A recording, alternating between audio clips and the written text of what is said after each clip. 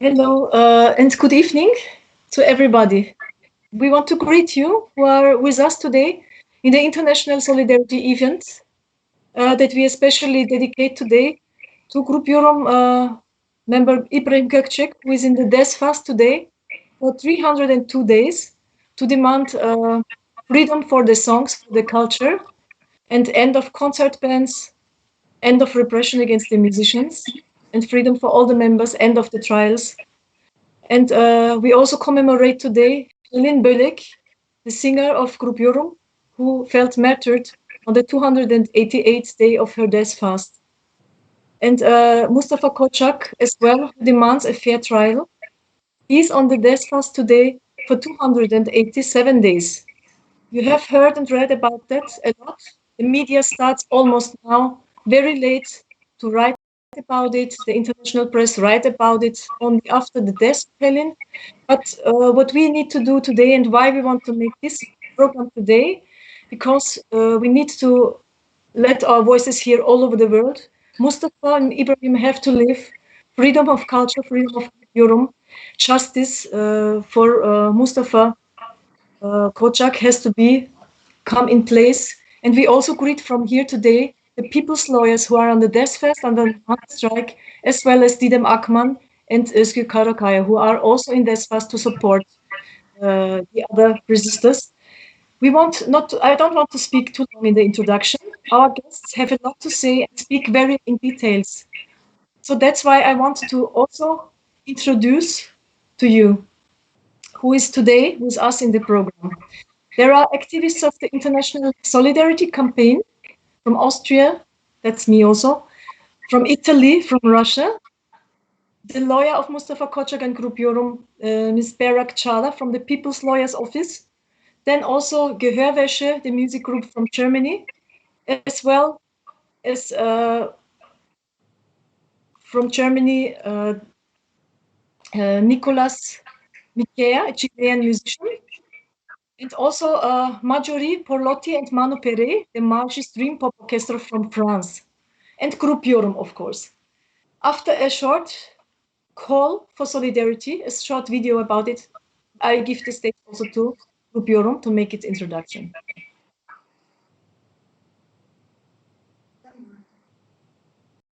İşte bir sabah uyandığımda ciao bella ciao bella ciao bella ciao ciao ciao elleri bağlanmış buldum yurdumu her yanı işgal altında elleri bağlanmış buldum yurdumu her yanı işgal altında sen ey partizan beni de götür ciao bella ciao bella ciao bella ciao ciao ciao beni de götür dağlarınıza dayanamam tutsaklığa beni de götür dağlarınıza dayanamam tutsaklığa eğer ölürsem ben partizanca ciao bella ciao bella ciao bella ciao ciao ciao sen gömmelisin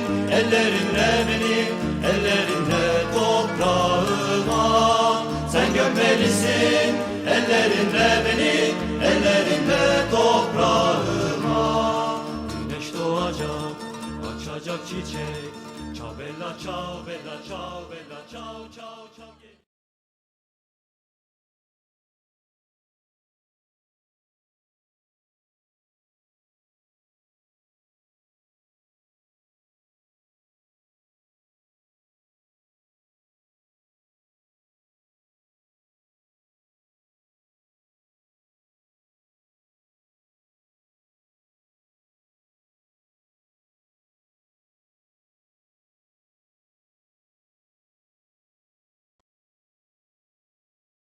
Is here with us today in this program.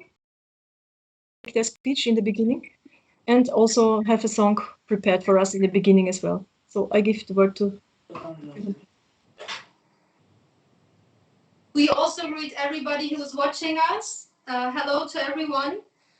Firstly, we would like to thank all the participants who are here today and who will sing their songs for Mustafa, Kocak, and for our comrades who are in the death fast now. And we also commemorate our comrade Helin Bölek, a musician of Grup Yorum, who died on the 288th day of her death fast. She will never be forgotten, and we will remember her in all our songs and in our struggle. And right now, our guitarist Ibrahim Gökcek is also on a death fast. Today is the 302nd day of his death fast, and he is continuing his resistance in Istanbul. And there is also our comrade Mustafa Kocak, who is on a death fast for a fair trial. And this event is made for them. It is made for the ones who are resisting at the moment in Turkey and against the fascist regime and against all the injustice things happening to them and also to the people, against the people. Mustafa is being charged based on the lies of one police informant. It's also happening to us. It also happened to us, to our group members. And today we will sing our songs for them all, and we will continue to share their voice, the voice of our comrades all over the world. And now we would like to sing our song Bileycan for Mustafa Kocak, for Helin Bölek, and Ibrahim Gökcek.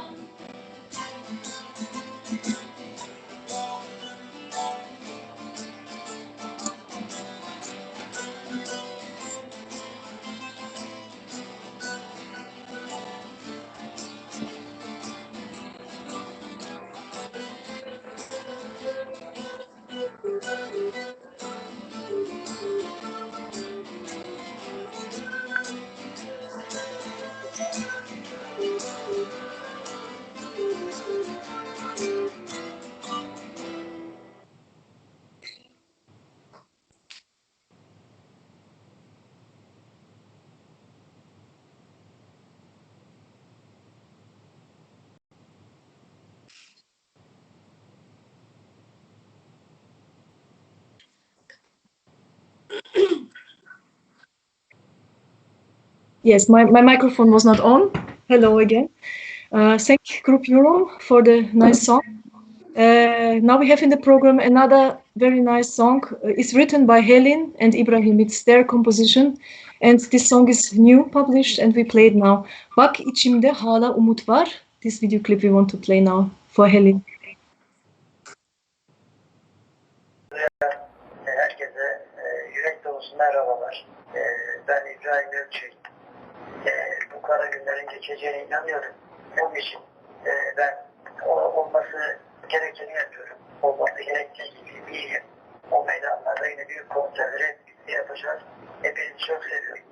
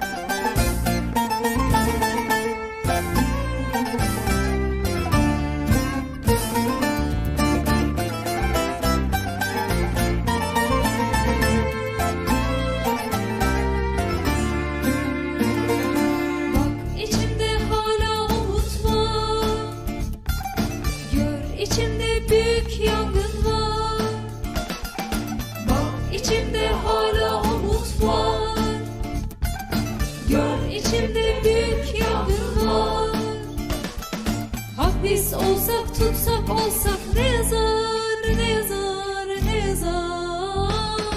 Düşlerimiz var işte burada, düşlerimiz var. Hapis olsak tutsak olsak ne yazar, ne yazar, ne yazar. Düşlerimiz var işte burada, düşlerimiz var. Haydi kalk gidelim, haydi kalk gidelim dağlara özgürlük ateşini.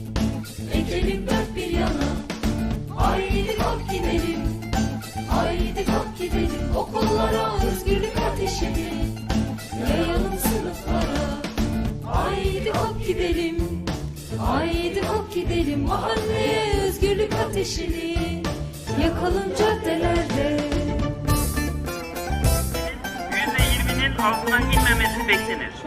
Oysa Mustafa Kocak'ın açlık grevi eylemini ölüm orucuna dönüştürdüğü tarihte 30 Eylül 2019. Yapılan ölçümlerde beden içi endeksin %12.72 olduğu öğrenilir. Susma haykır kaldır başını. Korkma üstüne yürü celladı. Susma haykır kaldır başını. Korkma üstüne yürü celladı. Sen susarsan ben susarsam dayanam, dayanam, dayanam. Umut biter insan çürür işte o zaman. Sen susarsan ben susarsam dayanam, dayanam, dayanam. Umut biter hayat çürür işte o zaman. Haydi kalk gidelim. Haydi kalk gidelim dağlara özgürlük ateşini. Ekelim dört bir yana. Haydi kalk gidelim. Haydi kalk gidelim okullara özgürlük ateşini. Yayalım sınıflara. Haydi kalk gidelim. Haydi kalk gidelim mahalleye özgürlük ateşini. Yakalım caddelerde.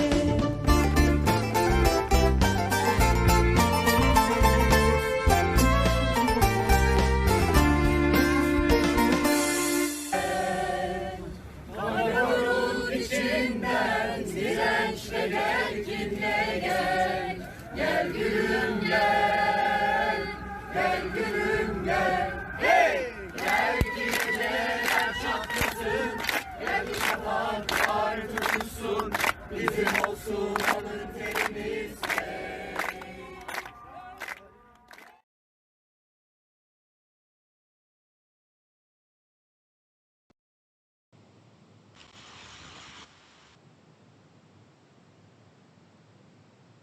Yes, and after the video for Helin, we have a guest here again in our program today. It's from Russia, Konstantin. And Konstantin is as well a free journalist who had already get known with Grup Yorum through interviews, and he knows about the story well, but he's also a musician who plays a song now for the resistance. And I say hello to Konstantin. Please, it's your speech. Hi, good evening. Well, my name is Konstantin. I'd like to greet everyone. I'm a journalist from Russia. I've met Grup Yorum recently when the band was visiting Moscow and had a couple of live performances there. Prior to that, I heard very little about Yorum. I knew that they are rather popular in Turkey, knew that they are left-leaning, but I couldn't imagine it's a whole people's movement struggling against imperialism and capitalism for more than 2, maybe 3 decades. So that impressed me a lot. I didn't know how much sacrifices they had to go through, how much persecution they had to withstand. I didn't know really all the details about the comrades who fallen and arrested, tortured, and kidnapped. Since then, I learned more about the struggle of Grup Yorum, and certainly I was very impressed with the very fact that Turkey, the country, the place which is viewed by many Russians today as a place with very orthodox and somewhat conservative mindset, conservative mentality, is giving us such examples of progressive political activism. Unfortunately, nothing of that kind of the kind could be found in Russia, in contemporary Russia. So you are giving us a really good example. I want to express my deepest condolences to Grup Yorum with the passing away of your courageous comrade Helin Bölek, who was, as I learned, 8 years younger than me. She and Mustafa and Ibrahim are giving us really strong examples of uncompromising struggle.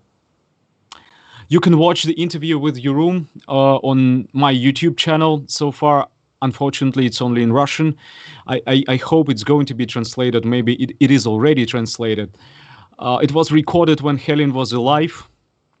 And so I want to dedicate a song to her memory. I'm not a professional musician, but I'd like to sing this one called Ghost of Tom Joad, which is a pretty popular song all over the world. I translated it and adapted it for the Russian audience.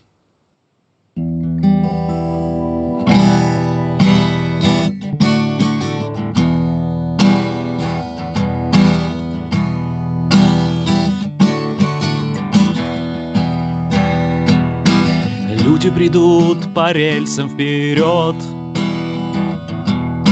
туда, откуда никто не придет. Вертолеты полиции парят над холмом. Люди варят похлебку на костре под мостом. Очередь бездомных, напрасная жалоба. И новый мировой порядок, добро пожаловать. Семьи в фургонах, ни покрышки, ни дна. Ни мира, ни дома, ни работы, ни сна. И пусть шоссе ревет голосами машин. Всем понятно, куда эта трасса ведет. У ночного костра я сижу не один. Ждем, когда явится призрак Том Джоуд. Он достанет писание из рюкзака. Он закурит, и дымом взовьется строка. И последние первыми станут, но ты никогда не вырвешься из нищеты. Ты получишь в загробное счастье билет. Но у тебя есть твой голод и есть пистолет. Холодный булыжник, постели, белье. Струя из бронспойта, крещение твое. И пусть шоссе ревет голосами машин. Всем понятно, куда эта трасса ведет. У ночного костра я сижу не один. Что, когда явится призрак Том Джоуд? Помнишь, Том говорил, там меня ты ищи. Где младенец от голода криком кричит, где дубинки ментов пляшут по головам, где б не слышен был стон: мама, я буду там. Там, где кто-то пытается встать во весь рост, где от боли вскипает рабочая злость. Обещаю тебе, не промедлю ни дня. Смотри в глаза, ты увидишь меня. И пусть шоссе ревет голосами машин. Всем понятно, куда эта трасса ведет. У ночного костра я сижу не один. Ждем, когда явится призрак Том Джоуд. И пусть шоссе ревет голосами машин. Всем понятно, куда эта трасса ведет. У ночного костра я сижу не один. Мы ждем, когда явится призрак Том Джоуд. Мы ждем, когда явится призрак Том Джоуд. Мы ждем, когда явится призрак Том Джоуд. Thank you so much. Thank you very much, Konstantin. Okay.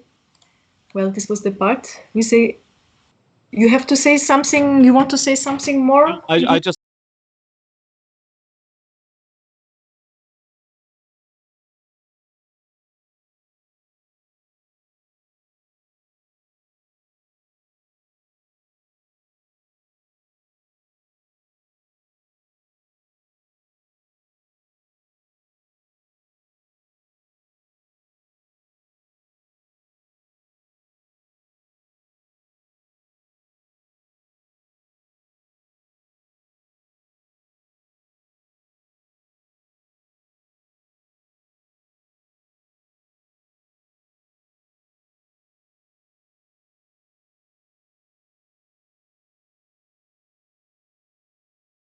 Next one.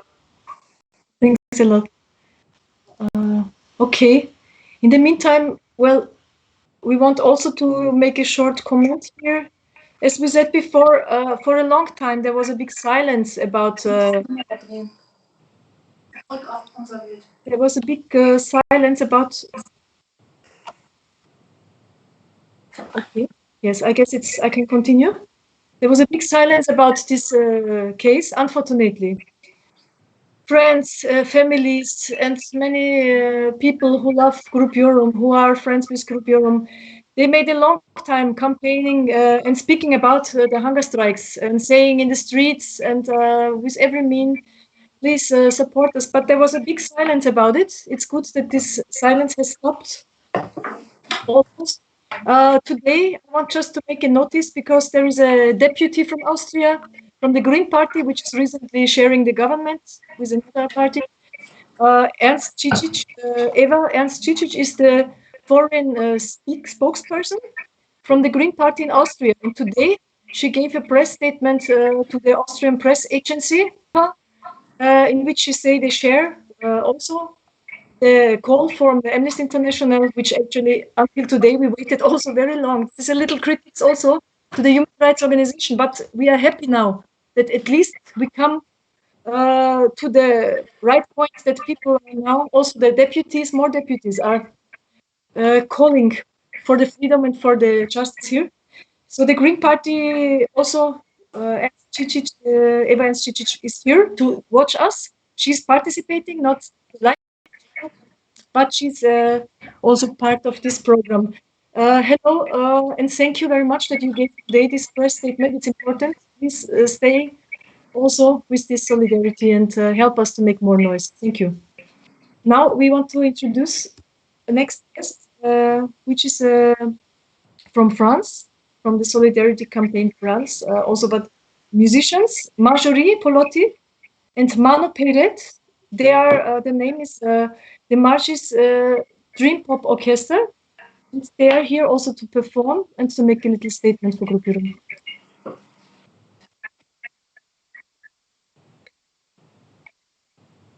Okay. Sorry, because I can't follow exactly everything. Yes, in the before because of the technical problem, Grup Yorum members will also speak shortly in Turkish as well, because we have a lot of Turkish also participants and guests to listen this program. Yes, please. Want to skip the stage for you. Thank you, Sandra. Bizi izleyen, Türkçe konuşan bütün insanlarımıza, bütün halkımıza, herkese bir merhaba demek istiyorum. Direnişimizi yakından bilenler biliyor, bilmeyenlerle ilgili kısa bir bilgi.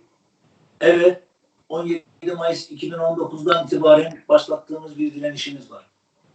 Türkülerimizi özgürce söylemek, arkadaşlarımızı hapishanelerden özgürlüğe kavuşturmak, hakkımızda açılan soruşturmaları ortadan kaldırmak için ve kültür merkezimizde artık yaşayabilmek ve üretebilmek için direnmeye başladık. Çünkü bundan daha geri bir nokta yoktu bizim açımızda. İbrahim Gökcek 302. gününde bugün biraz daha sağlıklı olduğu günlerde şöyle ifade ediyor. Ne yapalım? Daha geri bir adım yok. Bizi artık yaşayamaz hale getirdiler. Türkümüzü söyleyemez, sanatımızı üretmez hale getirdiler. Sorunu ortadan kaldırsınlar. Biz ne yapmışız? Bizi terör ile ilişkilendirmek istiyorlar. Bu gerçek olamaz. Bu yalan ve biz özgürlüğümüzü istiyoruz. Bu taleplerle açlık direnişine başladık ve ilerleyen 200. günde artık çok ilerlediği için ve geri adım atamayacağımız için ölüm orucuna dönüştü. Helinimizi sonsuzluğa uğradık. Helin dünyayı ayağa kaldırdı. Evet, dünyayı ayağa kaldırdı. Ve İbrahim ölümün eşiğinde belki. Buradan bütün insanlarımıza sesleniyorum. Adalet Bakanlığı'nı, İçişleri Bakanlığı ve Cumhurbaşkanlığı, bütün uluslararası dostlarımız ve Türkiye'deki halkımız. Arasın, evet, bu müzik grubu, halkın müzik grubu, bu grubun özgür şarkılar söyleyebilmesi, özgürlük bir talebi, dünyanın en doğal talebi. Bunu karşılamayan zalimdir. Bu zalimliği bugüne kadar yaptınız. Ondan sonra yapmayın. Bu sorunu çözün. Mustafa Kocak'ı ve halkın avukatlarını yalan ifadelerle tutukladınız. Onları da serbest bırakın. Bizim talebimiz, bütün insanlarımızdan, halkımızdan isteğimiz budur. Ve bir şey söylemek istiyorum. Bazı yerlerde biraz umutsuz söylemler var. Hayır, öyle değil. Örneğin insanlar sessizdi, artık sessiz değil. Hayır, insanlarımız her zaman sesliydi.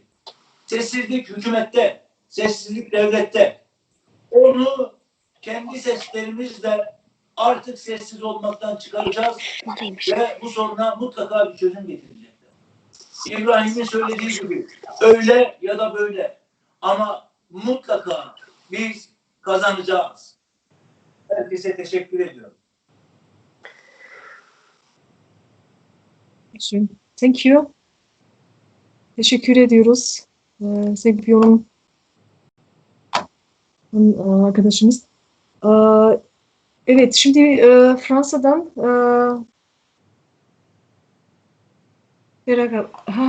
tamam. Pardon.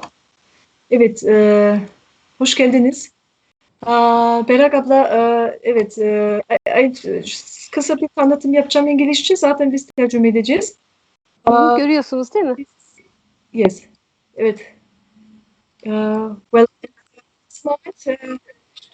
in this moment we have our guest from Turkey, She is a lawyer from the People's Law Office. It's Miss Berak Çağlar, and she's both a lawyer from Mustafa Kocak and Grup Yorum as well, from the law office.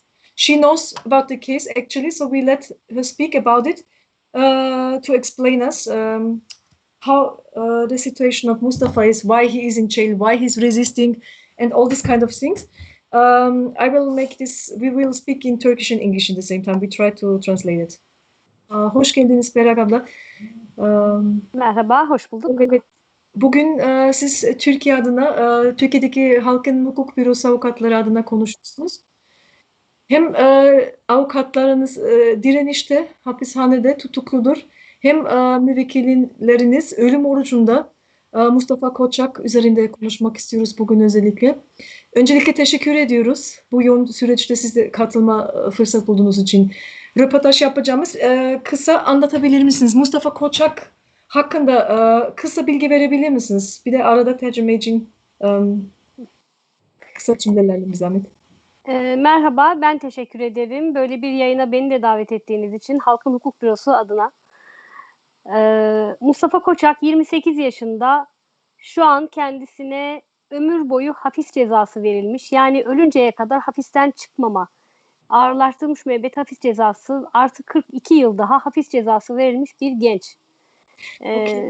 Şu an ölüm orucunda ve 289. gününde. Yes, Mustafa Kocak is 20 years old. He was punished with a life sentence plus 42 years, so he should stay his whole life in the prison. This young man, without any proofs, and today he is on the death fast for already 287 days. Mustafa Kocak'a niçin bu ceza verildi? Mustafa Kocak 24 Eylül 2017'de sokakta yürürken gözaltına alındı. Ve Türkiye'de 2015 yılında öldürülen bir savcının öldürülmesi eyleminden sorumlu tutulmak istendi. Bu da niçin oldu? Bir itirafçının, daha doğrusu itirafçının beyanları yüzünden. Dosyasında başka hiçbir delil yok. And Mustafa Kocak was just jailed because of the words of a police informant, of a traitor, who told that he was taking part in an action, that he supported an action against the prosecutor in Turkey. He was just taken from the streets after this statement, arrested by the police in 2017, and he was accused of participating in the, how to say that, in the hostage taking of a prosecutor in Istanbul. İstanbul. Pardon? Evet, İstanbul'da sokakta yürürken alındı gözaltına. Evet, hani İstanbul'da savcılık o eylemlerine gelen yer. Evet. Nasıl suçlandığını anlattım. Evet. Gözaltına alındığında Mustafa'nın da itirafçı olması istendi. Başkaları hakkında ifade vermesi istendi. Kendisine çok ciddi işkence yapıldı. Gözaltı işkence takibini maalesef ben yapmıştım avukat olarak. O yüzden kendisine ne tür işkenceler yapıldığının yakın tanığıyım. And when he was arrested, before he was arrested, he was also subjected to severe torture. They also tried to make him a traitor, to make statements on other persons, to make them arrest and to make them charged. But he didn't accept that. And even in that time, also, unfortunately, I was the lawyer then who took the testimonies from him from the torture when he was in the police station. Bu işkencelerden biraz söz etmek istiyorum. Çünkü Mustafa Kocak olayı gerçekten çok önemli bir olay. Mustafa Kocak'ın 3 tane kız kardeşi var. O zaman biri hamileydi. Hamile olanı da dahil olmak üzere hepsine tecavüz etmekle tehdit ettiler. İfade vermemesi halinde. Okay, I want to make this is very important issue because Mustafa Kocak, he was severely threatened as well psychologically. He has 3 sisters. He has 3 sisters actually. Well, one of them, she was pregnant in that moment when he was in the police station, and they threatened him that they will rape even that sister that is pregnant. And but he didn't. To force him to make statements. Kendisini karanlık bir odaya kapattılar. İstanbul Emniyet Müdürlüğü'nde yapıldı bu. Karanlık bir odaya kapattılar. Daha sonra başına siyah bir çuval geçirdiler. Üzerine soğuk tazyikli su sıktılar. Soğuk klima açtılar. Ve daha sonra da kafasına çuval geçirilmişken bir de teneke geçirerek o tenekeyi 1,5 saat boyunca kafasında çalmışlar. Yani böyle güm güm güm diye. And it was a very severe torture that they used on Mustafa Kocak. This torture was happening in the police headquarters of Istanbul. What they did, they blindfolded him. They put a sack on his head, actually, and later also a bucket, and they beat it constantly on the bucket. This kind of torture they used against him, as well as a pressurized cold water, and also a very cold climatic. In that way, they continued to torture Mustafa. Şu isteniyordu Mustafa'dan. İstediğimiz gibi ifade verdiğin takdirde buradan çıkıp gidersin. Yani eğer Mustafa onların istediğini yapsaydı, terörle mücadele polislerinin istediğini yapsaydı, şu an çoktan serbest bırakılmıştı. Hem o zaman serbest bırakılmıştı. Bırakılacaktı. Ama yapmadı. Well, so that's what they wanted. When they tortured him, they said just so when you agree, when you do the statement that we want, you can leave from here, or otherwise you will stay there. And so he could accept also, and that would not happen to him that he get a life sentence maybe, yeah. But he didn't accept this agreement with the police in this condition. Mustafa polisin istediği şekilde ifade vermediği için daha sonra tutuklandı, yargılandı ve hakkında bir ihtirafçı ifadesinden başka hiçbir şey yokken, başkaca hiçbir somut delil bulunmadan kendisine bu kadar ağır bir ceza verildi. Bir üst mahkeme cezayı onayladı. Yargıtay Cumhuriyet Başsavcılığı da dosyanın onaylanmasını istiyor. And after this happened, that he didn't capitulate to the police in the police station, he was later on charged and he was sentenced to a life imprisonment with very high punishment, actually, without any proofs. The only thing that they had was this statement by a traitor, by a police informant, and so they put him in the jail. And yani Mustafa'ya şunu söylediler. Bizim istediğimiz gibi ifade vermedin, bizim istediğimizi yapmadın, biz de seni böyle cezalandırıyoruz ve ömür boyu bir hücrede seni hapsedeceğiz diyorlar. So they say, you didn't do what we want, you didn't make the statement that we want, we will leave you lifelong inside the jail. Evet Berrak abla, çok güncel bir şeye gelebilir miyiz? Şu anda ne yapabiliriz Mustafa için? Önemli olan bu. Bugün bir olay yaşandı. Bugün daha doğrusu olay değil. Bugün ailesi hapishane önünde gözaltına alınmış. Evet. Yine şiddet uygulandı. Güvenlik güçleri tarafından, jandarma tarafından. Şu anki durum ne? Gözaltılar serbest bırakıldı mı? Takip edemedik de. Hayır, serbest bırakılmadılar. Serbest bırakılma haberi henüz bize gelmedi. Mustafa Kocak'ın ailesi günlerdir hapishane önünde Mustafa'nın tahliye edilmesini bekliyor. Çünkü Mustafa Kocak bugün 289. gününde ölüm orucunda. Hemen şunu söylemek istiyorum. Mustafa'ya zorla müdahale edildi. Hapishaneden hastaneye kaçırıldı. Hastanede kendisine 4 gün boyunca işkence yapıldı. Ayakları ve elleri kelepçelendi. Kafası halatla bağlandı ve bu durumda kendisine serum verilmek istendi. Ama bu bir kişiyi sakat bırakacak bir müdahaleydi. Ve kendisine şunu söylemişler. Burada öleceksin. Hiç kimsen yok. Kimse seni aramıyor, sormuyor gibi psikolojik işkence de yapmışlar. Şimdi o müdahalenin, o hastaneye kaçırılıp da yapılan müdahalenin etkileri görülmeye başladı Mustafa'da. Çevresel sinir hasarı, ellerde ve ayaklarda uyuşma, vücutta şişme, bunlar daha sonradan ortaya çıkan etkiler. Ve Mustafa Kocak'ın ailesi günlerdir onu almak için bekliyordu. Bugün İzmir Valiliği'nin bir yasaklama kararı geldi ve aile oradan zorla sürüklenerek işkenceyle gözaltına alındı ve halen bırakılmış değiller. Okay, I will make a short translation. Kısa bir anlatacağım. Today there was a arrest in front of the Kırıkla prison in Izmir, whereas Mustafa's family waiting for about 2 weeks now to get more news, to get information. They're waiting for Mustafa there until they can get him out. And the gendarmerie has attacked and arrested the people, including the family members of Mustafa Kocak and also friends over there. As far as lawyer Berrak told us, they are not yet out of the police custody. But what we can say also, we have made a lot of information about it. Also, Mustafa Kocak was tortured. It's not just he's in hunger strike. He was forcibly taken to the hospital a few weeks before, and he was force-feeded. He was bound with ropes, with chains on his hands and on his legs, and he got a lot of injection on his body. He was severely tortured during that force feeding, and and now in this moment, in front of the prison where the family has the guards to get him out there and to demand his freedom, and waiting for them. The governor of Izmir just banned any action over there. Even the people are not allowed to wait there, so they took them from there in custody today, this morning. We still wait for some news about it. Evet, Sayın Berak abla, bu konuda şu anda Mustafa'nın sadece telefon görüşme yapılabiliyor, onu biliyoruz. Kendisiyle avukatla halen görüşme, bu konuda herhangi bir yeni bir gelişme olmamıştır sanırım. Hayır, olmadı. Çünkü İzmir Cumhuriyet Başsavcılığı avukatların tutuklularla görüşmesini yasakladı. Şöyle yasakladı.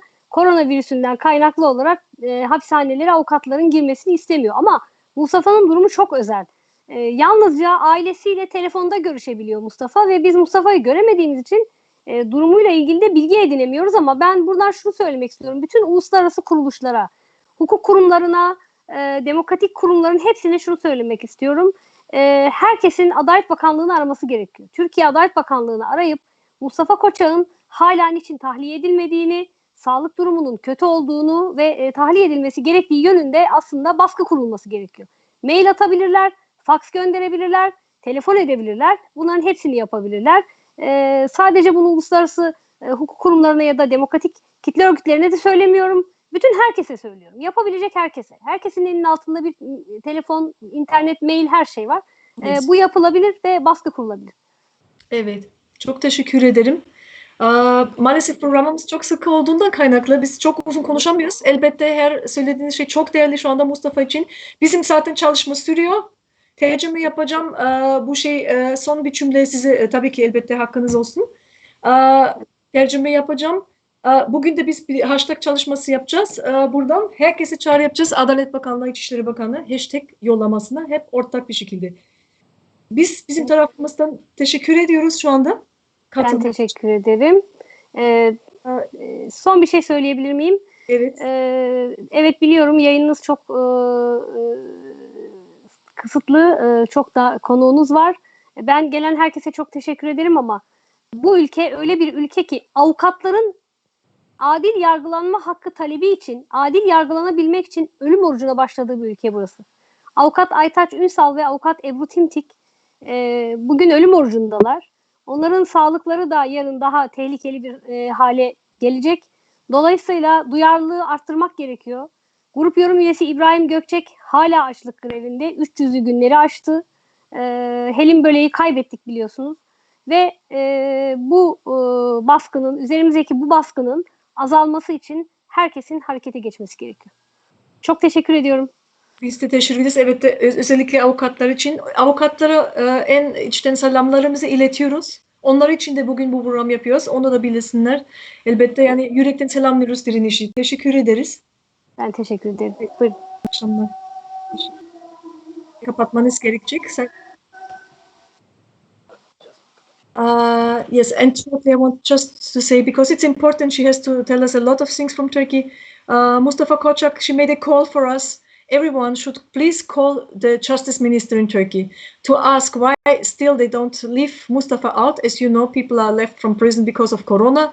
Mustafa Kocak is prevented and not allowed to speak even to his family and his lawyers with the pretext of the coronavirus. We know that's a pretext, of course. This is just they want to hinder the contact to the outside in this condition to punish him another time.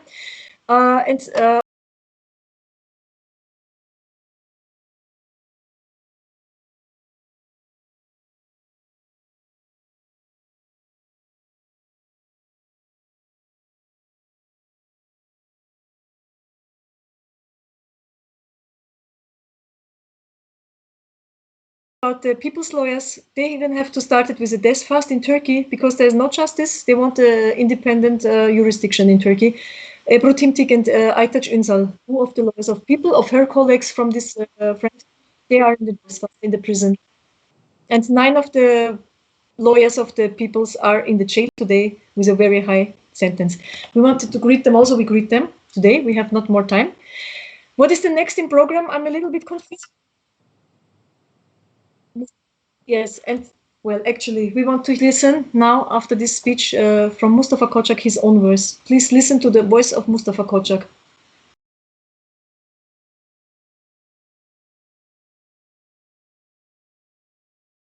Ağrılarım, ayaklarım, kasıklarıma kadar bayağı artık yani ağrılardan uyuyamıyorum.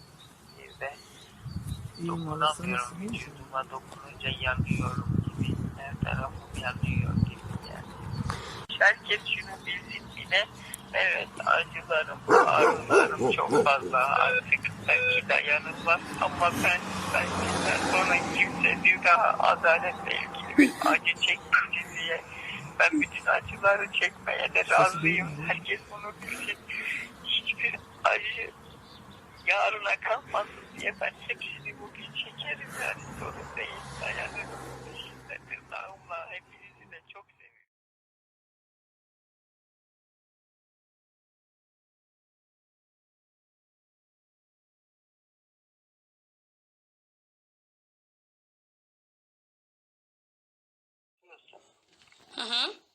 Söyle sen.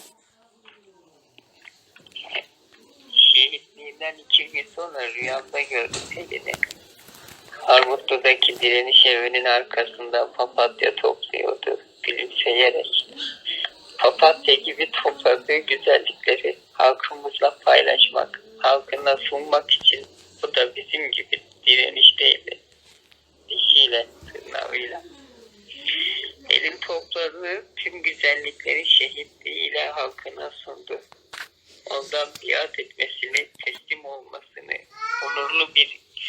onursuz bir yaşam seçmesini istediler. O direnmeyi seçti. Halk için söylediği türkülere, grup yoruma yasak koymaya kalktılar. Bedenimizle barikat oluyoruz. Sanatını direnerek sürdürdü. Şehitliğiyle zafere ulaştı. Hepimize kutlu olsun. Helin'in adalet özlemi şimdi bizimle büyüyor. Halkın avukatları İbrahim Gökcek, Didem Akman, Özgür Karakaya ve ben bedenimizle adalet istemeye devam ediyor. Helin'in de bizim de halkın da adalet özlemini son vermek istiyoruz artık. Herkese selam, herkesi çok seviyorum. Biz de.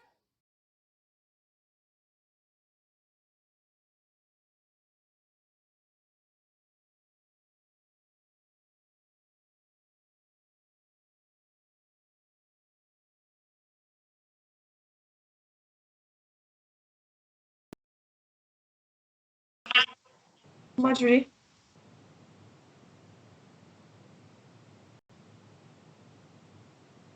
Okay. Hello. Yes. And now after this video from Mustafa Kocak with his own voice, it was just taken a few days ago. Well, this is the situation. You can see that it's very serious. We have to act immediately. There is a next program point. It's now our friends from France, musicians. The Marjorie's Dream Pop Orchestra. It's Marjorie and Manu. They will be here now with us to sing song for the Grup Yorum and Mustafa Kocak.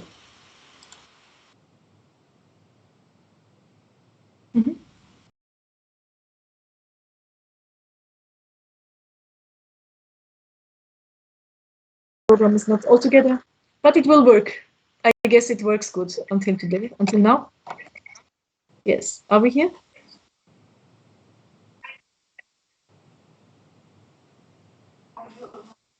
Well,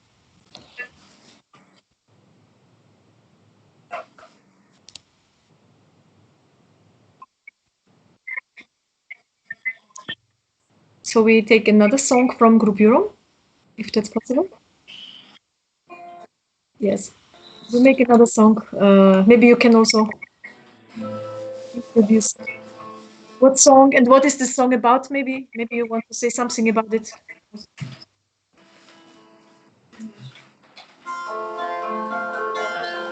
Hello, everybody. Yeah, we'll play this song for first for Helin, for the memory of Helin, and for Ibrahim and for Mustafa Kocak. This was about May. You know, 1 May is an international day of struggle of the workers. These days were in Turkey and in some other countries has passed bloody. We wish without blood the maize and it's coming, the May is coming now. We wish and we know that we can win, we will win, and we will celebrate our victory in May. This song is about May.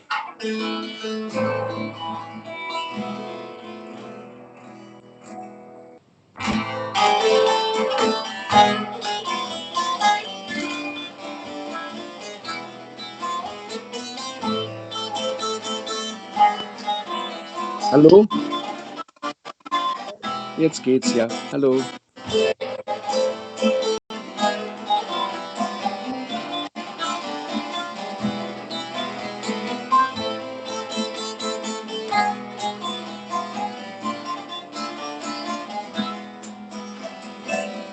Yosun kokuları kanı tutar malum. Ey benim sevdiceğim kanı tutar malum. Hallo?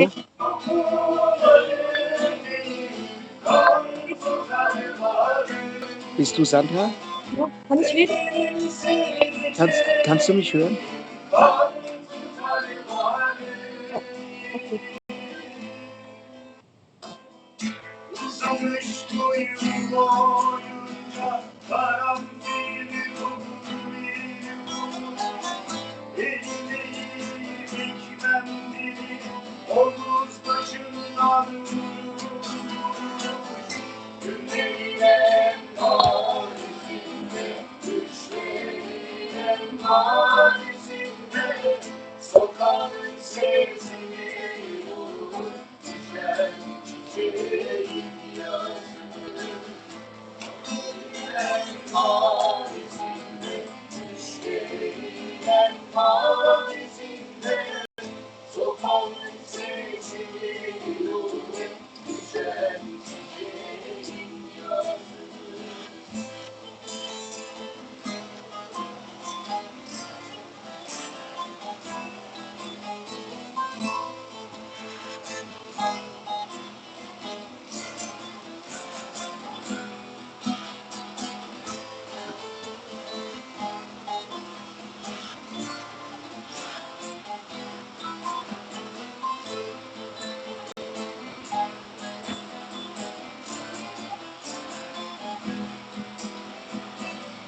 Karanlığın içinde hayır solmasın.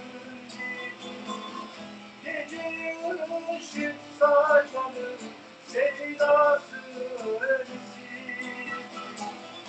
Karanlığın içinde hayır solmasın.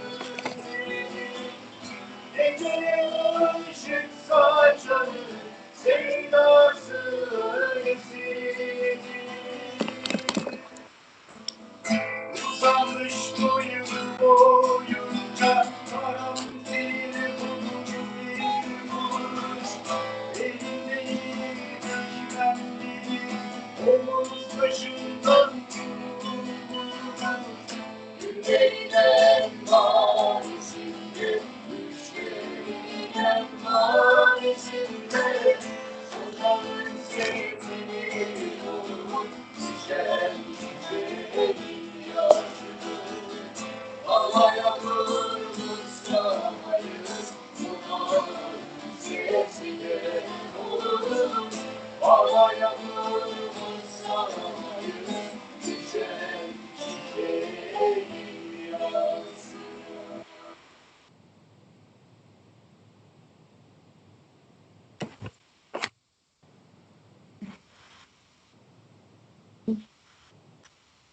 Thank you very much. This nice song that we didn't hear for a long time from Grup Yorum. Not always in the concerts we can hear this song. It's very beautiful. And there is another friend in the line now. He is a deputy in Germany from the Left Party, Dieter Dehm. He's also a musician. He's an artist. He was always in the solidarity with Grup Yorum. Also when there was a lot of troubles, also when they make concerts in Germany, as you know. And we cannot see him today because it's a technical problem to have too many people inside this chat, but we hear his voice. We say hello. Hello. Oh, we can see him even. Hello. Welcome. Sollen wir auf Deutsch sprechen oder wie sprechen wir jetzt? Auf Englisch oder ist das wie ihr wollt, aber Deutsch ist natürlich immer ein bisschen besser, ja. Wie du magst. Ja, Deutsch geht. Ich sollte es dann übersetzen, weil die Mehrheit wird vielleicht Englisch sein. Also das kann ich jetzt nicht. Die Mehrheit ist Englisch. Ich dachte, das sei. Ja, wir sprechen Englisch eigentlich hier. Ja. First of all, geht das jetzt? I understand. Okay. First of all, welcome. It was quite difficult to reach you to come here, but you are here and we are happy about it. Thank you to join us. Well, we just expect and wait maybe your solidarity comment, your solidarity statement, or whatever you want to say about it, because you have experience. You're a musician also. Do you want also to perform something, or you want to speak? You want to say some words? The first thing is that I mentioned towards the press that the very hard situation, desperate situation for Grup Yorum is a kind of torture, and there is real torture for some members, and from the privileged situation in Germany, I always think of the great part of the music and the arts, and I think freedom for the arts is a global postulation, and it's not only a Turkish postulation, but the special situation of the dictatorship of Erdogan makes it urgent to make the solidarity broader and build a bridge over all the differences we might have in some questions. We are together for the freedom of opinion and musical and artificial and literature freedom, and of course of the freedom of the trade unions, which is always a little bit behind the journalist freedom. But I think there are many people since years in the prison of Erdogan who fought for a free 1st May, the Mondial Day of the working class. And I think this is what we all bring together, artificial and proletarian freedom in these days. Okay. Well, thank you a lot. I saw the statement also, the letters for the parliament, the letters for intervention for the hunger strikes. It's very important that deputies, artists, people with a little bit more audience and names can intervene. Actually, we hope after that there is much more noise and much more people intervening. So many international solidarity we have. We have just a small part included, but it shows us that there is really a very big movement here going on. And of course, it's a very big resistance.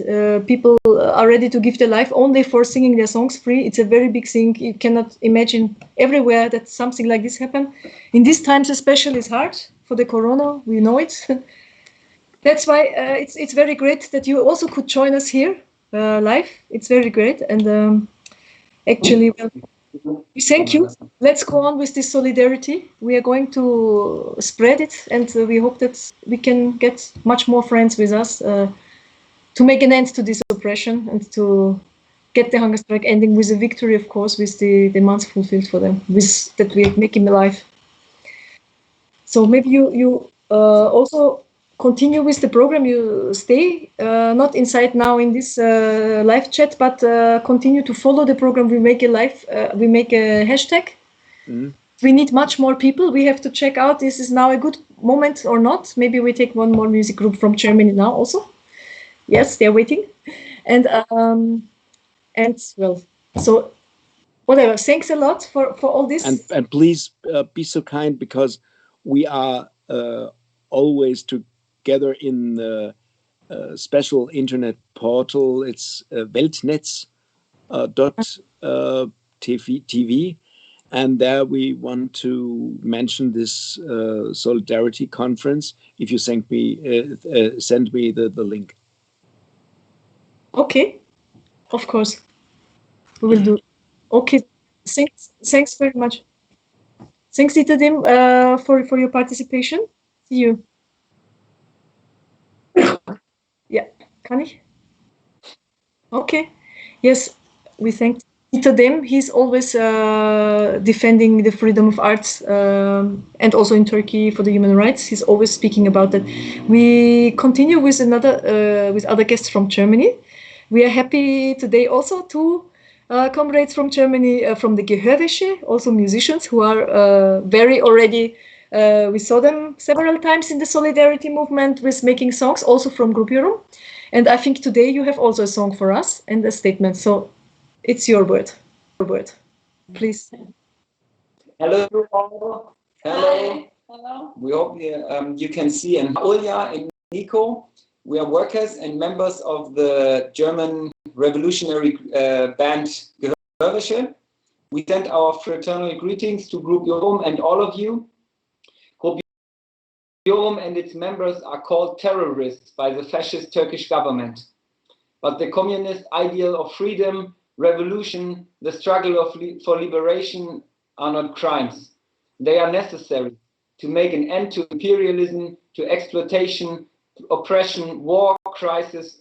Helin Bölek will live on in the songs of Grup Yorum in our hearts and also in the struggle of the people. Prisoners must be released.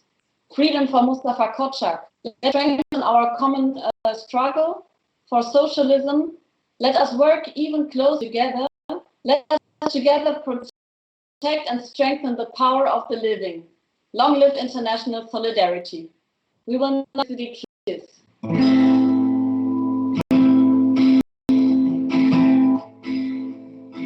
Hadi yaşa bir çiçekçi dalarda, arar yurdunu çaresiz calarda. Dünyaya karşı susar türküsü, dumanlı çığlarda. Susar türküsü, dumanlı çığlarda. Mesleğin günü olmaz, sevdanın izni olmaz.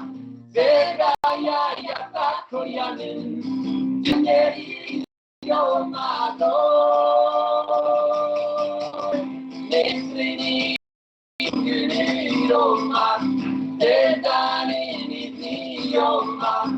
Sevdaya yasak koyanın dünyaya yeri olmaz oy.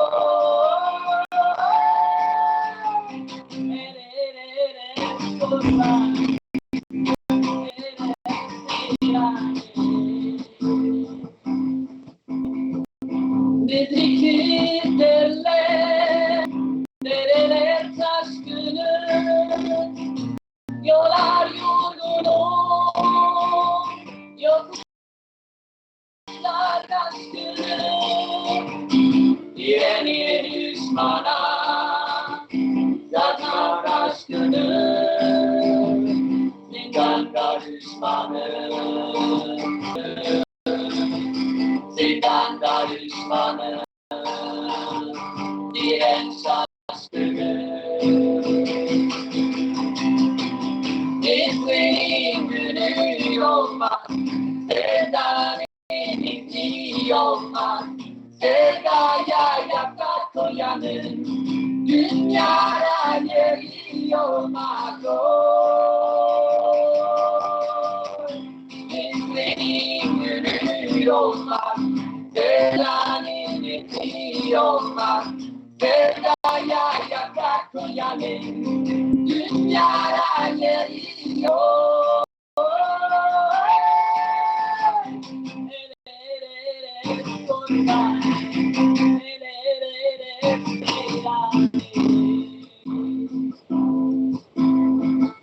Suri'nin gözleri şeye bakar. Her gün bir gönül yakar. Her sevda başına bir ateş var. İçlerinin suları kendini yakar. İçlerinin suları kendini yakar. Bizlerin günü olmaz, sevdanın bitmi olmaz. Sevdaya yatak koyanın dünyaya yeri olmaz. Bizlerin günü olmaz, sevdanın bitmi olmaz. Sevdaya yatak koyanın dünyaya yeri olmaz.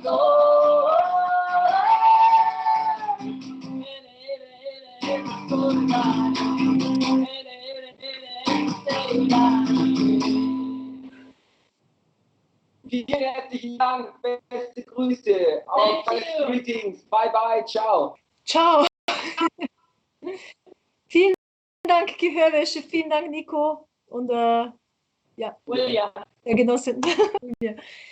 Sehr schön habt ihr gesungen. Erstens, it was very nice the way you sing, and also that you learned a song of Grup Yorum and that you were here to us. And strange for your struggles. Also, thanks for your solidarity. We hear you. We see you again, of course, shortly. Let's struggle. Okay. Thank you. Okay.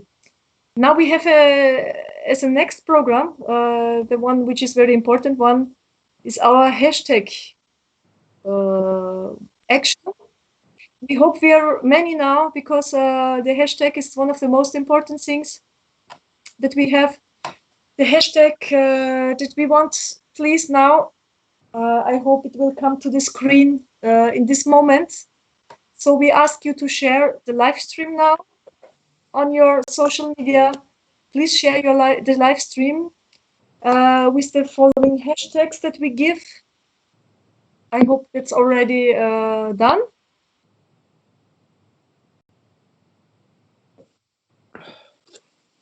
So, because we can't.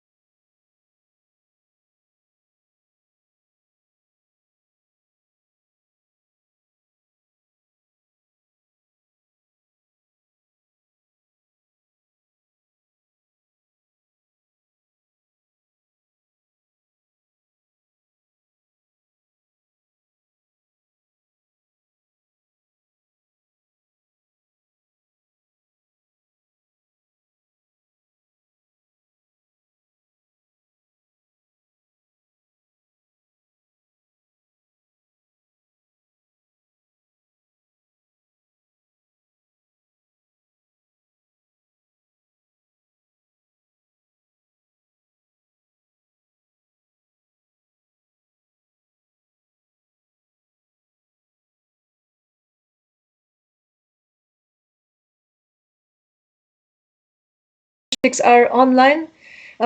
We put it there on the screen as well as on the Facebook and Twitter page of Free Grup Yorum. Well, we ask you please to share now the live stream on your social medias. Share it on Facebook, share it everywhere as you can, as much as you can. Post as much as you can the hashtags with the link we give here for the Ministry of Justice and Interior in Turkey. We are writing the links for you here. And we have the hashtags that we ask you to write with comments, to use these hashtags now, please. It's Ibrahim must live as well. Mustafa must live. And also, I think, Free Grup Yorum. We have the same in Turkish, but we want to just now say you in English. Arkadaşlar, aynı zamanda umarım yani şu anda gözüküyor. Ben gözükmediğim için sadece şu anda hashtag çalışmamız olduğunu biliyorum. Burada hashtagleri görebiliyorsunuz. Hashtagleri yani Twitter ve Facebook üzerinde biz çok yoğun biçimde Türkiye'deki adaletsizlik ve İçişleri Bakanlığı'na ulaşmak için linkleri koyduk. Hashtaglarla birlikte sizin yorumlarınızı lütfen oraya yönlendirin. Çok yoğun bir şekilde onların hesaplarına yollayalım ki Mustafa yaşamalıdır. Mustafa Kocak yaşamalıdır. İbrahim Gökcek yaşamalıdır diyelim. Ve bunu İngilizce ve Türkçe olarak şimdi bu dakikalarda hep beraber yapalım. Bütün izleyenlere rica ediyoruz. Şu anda hashtagleri yapalım. Etkin olsun yani. Bu çalışmamız en önemli çalışmamız bu programda esas olarak. Çünkü bu da bizi duyacaklar, sesimizi duyacaklar. Ve çok kalabalık olursak eğer bu dakikalarda evet de bir faydası olur. Biz dedik tek yumruk, tek ses tek yumruk dedik. Şu anda tek ses ve tek yumruk oluyoruz. Hepinizi tekrardan teşekkür ediyoruz katıldığınız için. Hep beraber büyük bir aileyiz. Hem Grup Yorum aileyiz hem de insanlık aileyiz. Biz hem Mustafa Kocak hem halkın avukatları için hem devrimci tutuklar için hem Mustafa Kocak için bugün biz onların sesiyiz. Adalet ve özgürlük isteyen sesiyiz bugün. Biz çalışmamız herhalde devam ediyoruz. Korona altında, tecrit altında da sansürleyerek de bizi bütün toplumdan yalıtmaya çalışsalar da bizim kendi imkanlarımızla sokağa çıkarak kısıtlı olsa da orada da sesimizi duyurmaya çalışıyoruz. Evet, söz konusu olan burada bu arkadaşlarımızın, bu devrimcilerin, bu müzisyenlerin, bu adalet savaşçılarının ölmemesi. Helin Bölek maalesef bugün sonsuzluğa uğurlanmıştık. Helin Bölek her zaman yani sahnelerde devam edecek. Grup Yorum'un açıkladığı gibi her zaman Grup Yorum'un arasında Helin Bölek'i de göreceğiz biz. Her sahnede, her konserde.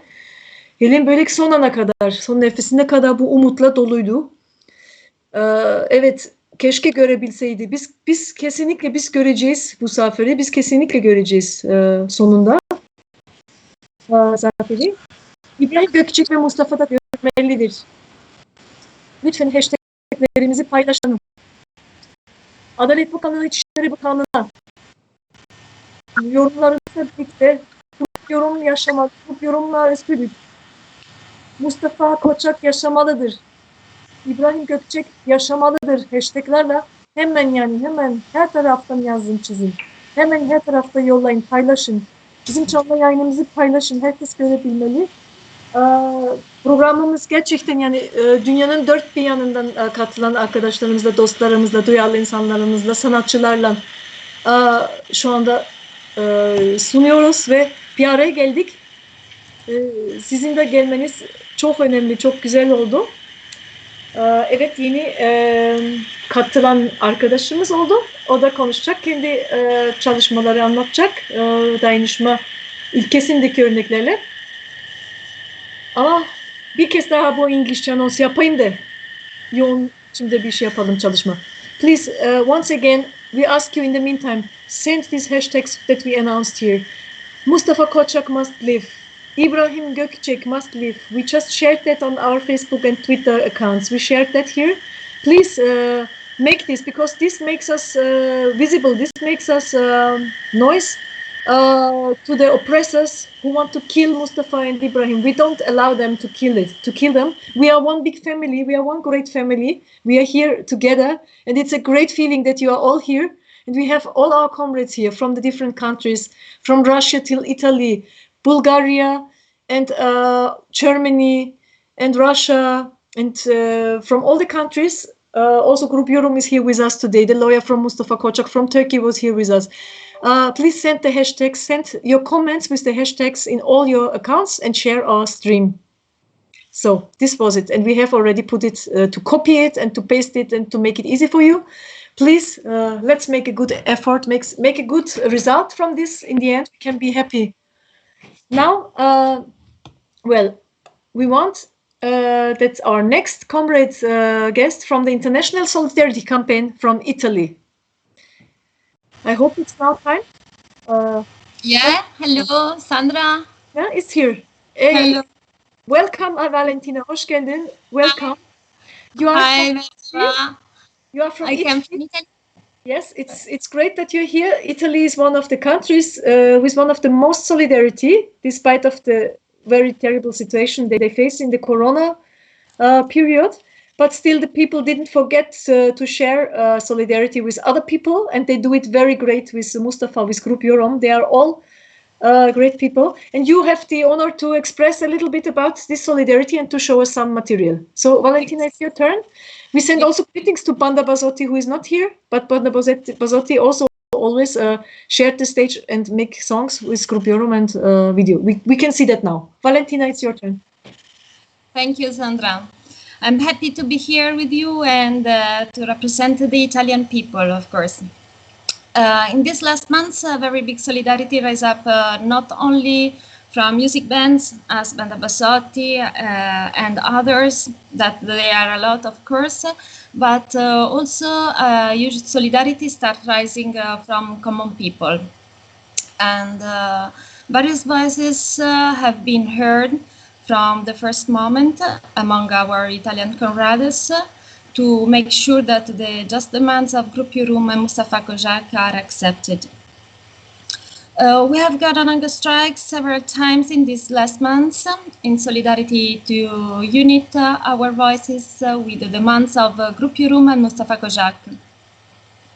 In particular, last time we went on hunger strike was last Friday, and we are going to hunger strike next Friday, always for one day. I would like to recall here that a comrade went on hunger strike so that the mayor of his village and the governor of his region would take a clear stand with Grup Yorum and Mustafa Kocak. His hunger strike lasted 12 days until the governor of his region wrote to the Italian parliament a formal letter to support and to support Grup Yorum and Mustafa Kocak demands. On the 4th of March, a parliamentary question was made by the Member of Parliament, Sara Cunial, supported by signatories to Ministry of Foreign Affairs, denouncing in the Italian Parliament the violation of human rights perpetrated in Turkey by Erdogan. In particular, the parliamentary question invoked Article 19 of the Universal Declaration of Human Rights, Article 10 of the European Convention of Human Rights, Article 11 of the Charter of Fundamental Rights of the European Union. And all of these articles establish that everyone has the right to freedom of opinion and expression. The parliamentary question called on Parliament to act immediately in the agreement with the European partners to put an end to these atrocities against Grup Yorum, Mustafa Kocak, and all people's lawyers. Our parliamentary is currently closed because of the coronavirus, and there has been no response until now. Another member was also involved in this solidarity campaign. His name is Stefano Fassina from the party of Liberi Uguali. And he also recorded a video in which he said that as soon as Parliament reopened, he would ask the government to do everything possible to put pressure on Sultan Erdogan to stop torturing and violate the rights of Turkish citizens. He recorded this exactly the day of the martyrdom of Helin. Because he was very touched. But he knows already the Grup Yorum and Mustafa Kocak before. We have also received strong support by democratic lawyers here in this period that are following the events in Turkey, and in particular they have been in Turkey several times over the years as international observers in the trade, yeah. So they know very well the situation and the clear violation of democratic rights in Turkey, and they are acting in this way. So about press, many articles have been written about the case of Grup Yorum and Mustafa Kocak in this month, especially after the death of Helin. A lot of people in Italy found itself united in supporting this struggle, in the struggle of the Turkish peoples, the Turkish comrades. We are living a great moment of solidarity in this youth in Italy.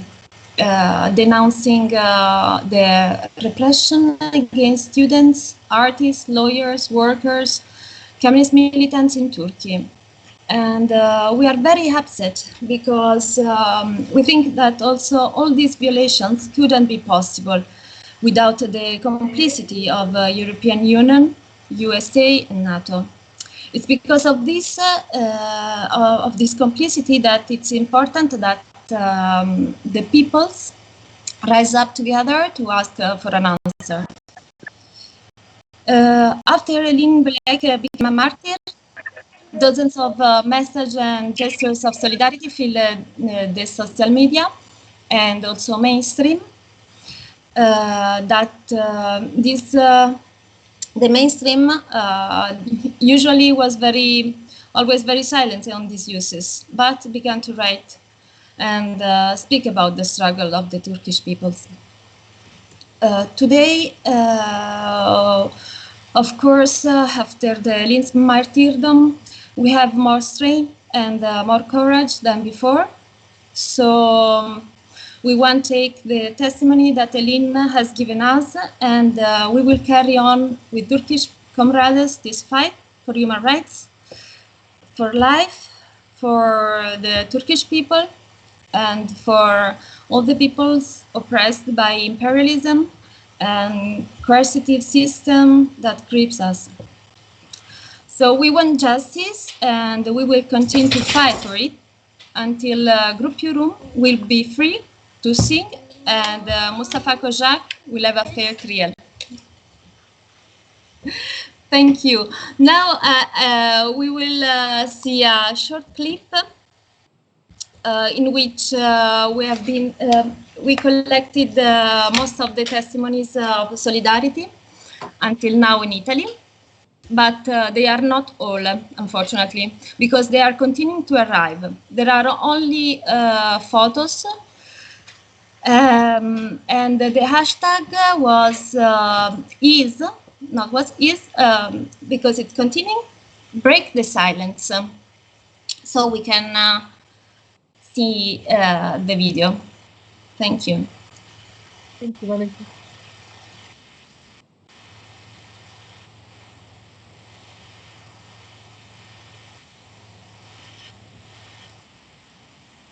Yeah, she made already the announcement. Yes. The videos. La banda Bassotti e la carovana antifascista esprime ai compagni del gruppo Yorum il sciopero della fame in Turchia, nelle carceri, da circa 200 giorni, la propria solidarietà. Non passeranno. Yorum, attivi!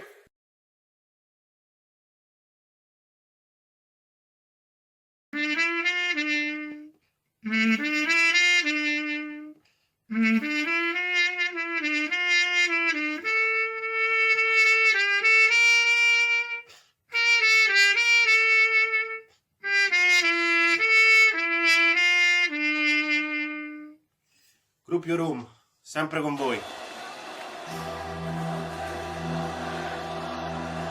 İşte bir sabah uyandığımda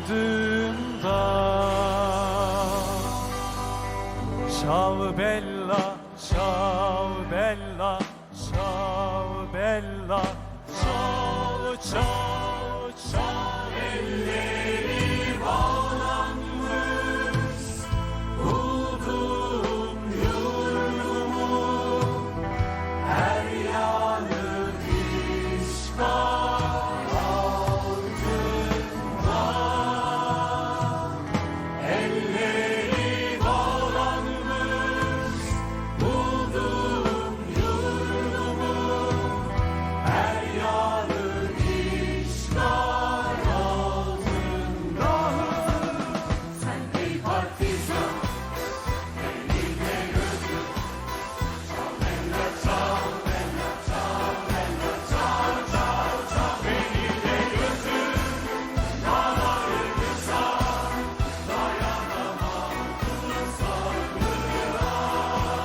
Beni de gözüm, dağları kısa, dayanamam tutsaklığa.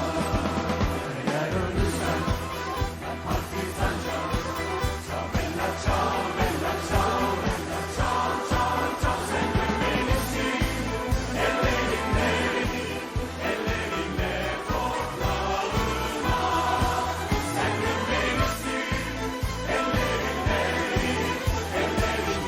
toprağına.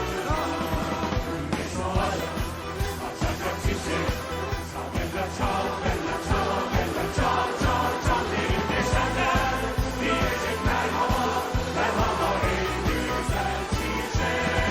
Elinde şenler diyecek merhaba, merhaba ey güzel çiçek. Elinde şenler diyecek merhaba, merhaba ey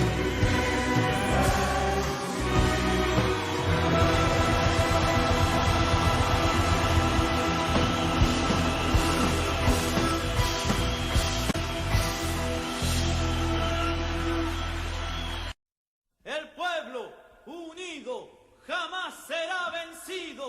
El pueblo unido jamás será vencido. El pueblo unido jamás será vencido. El pueblo unido jamás será vencido. De pie cantar que vamos a triunfar. Avanzan ya banderas de unidad y tú vendrás marchando junto a mí y así verás tu canto y tu bandera florecer. La luz de un rojo amanecer anuncia ya la vida que vendrá. De pie marchar, el pueblo va a triunfar. Será mejor la vida que vendrá a conquistar nuestra felicidad. Y en un clamor mil voces de combate se alzarán, dirán canción de De pie luchar, que el pueblo va a triunfar. Será mejor la vida que vendrá a conquistar nuestra felicidad. Y en un clamor mil voces de combate se alzarán, dirán canción de libertad. Con decisión la patria vencerá. Y ahora el pueblo que se alza en la lucha con voz de gigante gritando adelante. El pueblo unido jamás será vencido. Grup Yorum, siete sempre nei nostri cuori e nei nostri pensieri. Forza, no passaran.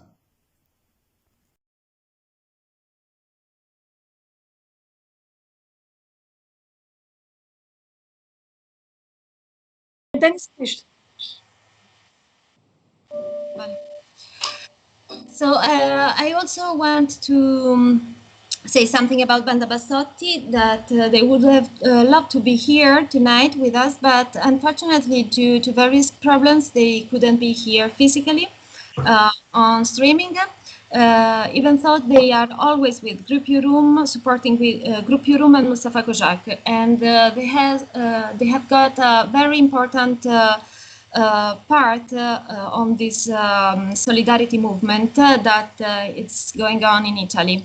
So, and they want to greet all of you and thanks to invite them. Thank you very much. We are right. We will win. Thank you, Valentina. Bye-bye. Bye.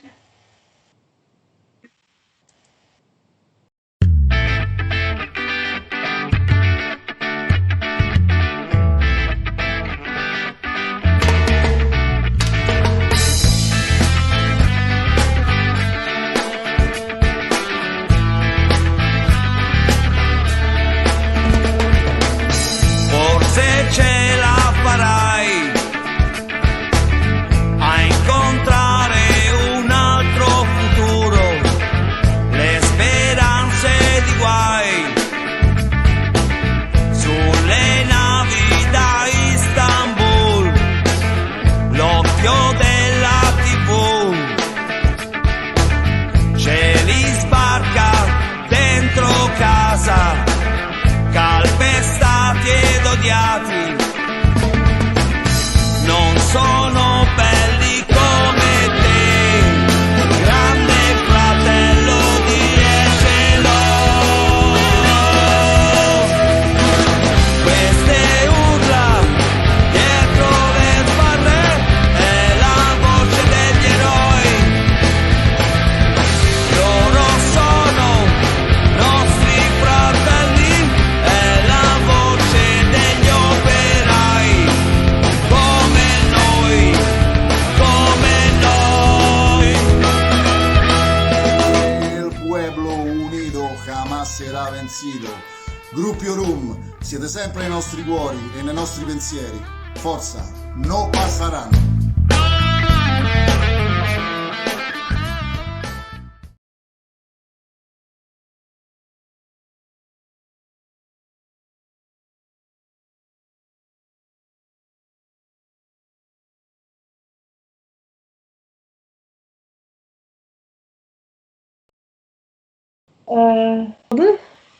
Şimdi Yunanistan geliyor.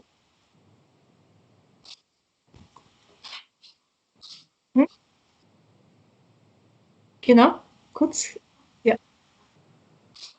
Okay. Okay. Yes. Hello again.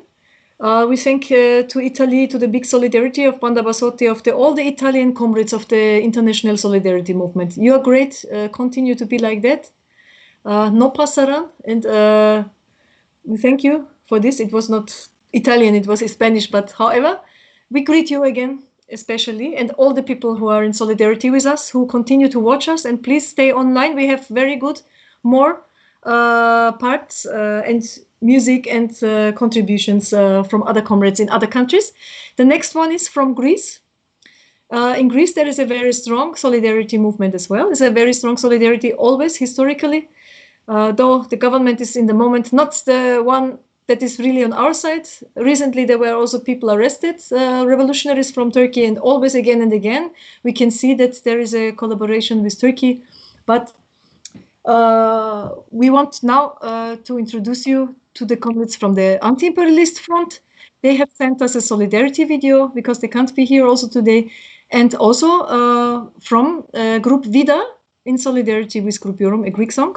So this is the part from Greece. Hello Greece, thank you and many greetings to all. Çok teşekkürler Yunanistan. Çok teşekkürler arkadaşlar.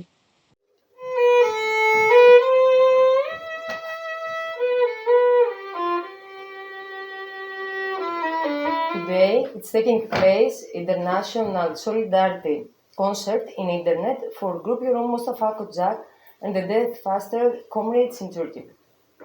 Here in Athens, we support the Solidarity Conference because we believe that international struggle is the main issue to win in this situation, because it's very hard, the situation in Turkey, also in prison and also outside. Here from Athens, we send our solidarity greetings and we shout that Mustafa Kocak and Ibrahim Gökcek must live.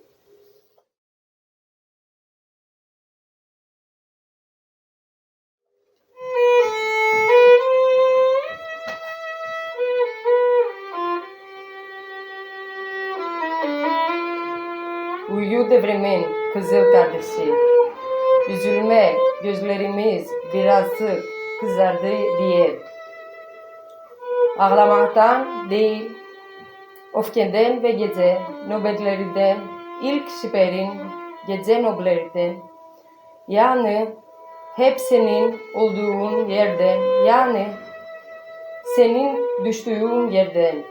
Sen rahat uyu yoldaş. Sleep, red sister of revolution. Don't be sad that our eyes, it's like beet red. It's not from crying, but from anger and vigil. From vigil in the first barricade, in the place you stand, struggle and martyr. Sleep quiet, comrade. Richard.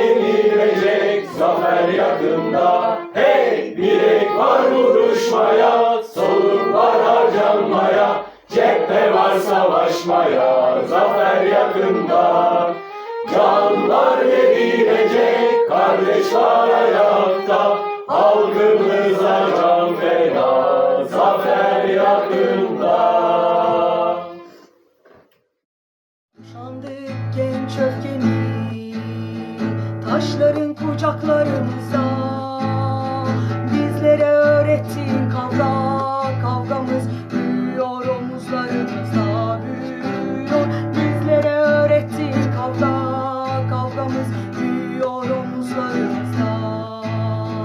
Alnındaki kurşun yarası sönmeyen bir ateşindi. Büyüyor inatçı kavgamız da büyüyor. Sarıyor halkın yüreğini sarıyor.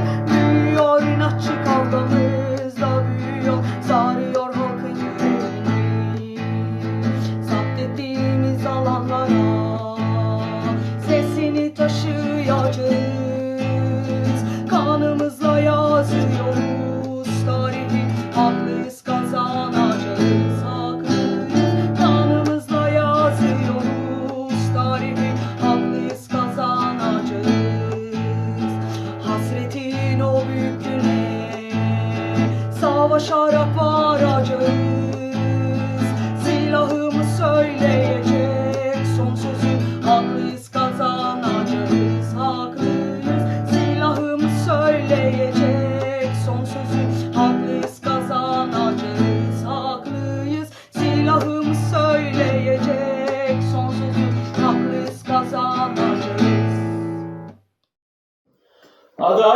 istiyoruz, haklıyız, kazanacağız.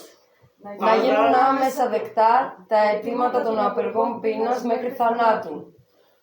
Freedom to Grup Yorum, Mustafa Kocak and people lawyers. Helin Bölek ölümsüzdür. Helin Bölek αθάνατη. Helin Bölek is immortal.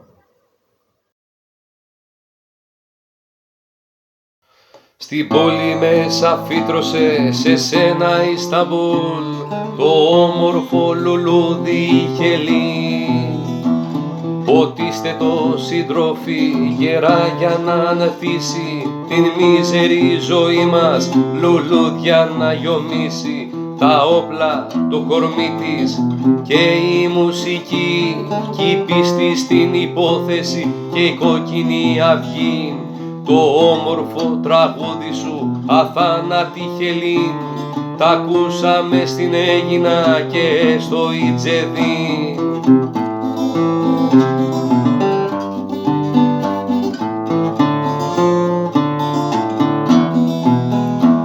Αγάπη για τον άνθρωπο, αγάπη για ζωή που δεν θα την επρόδιδε την ίστατη στιγμή. Γερά πιάστε αδέρφια τις κόκκινες σημαίες, απόψε αναστήθηκε η όμορφη Χελίν.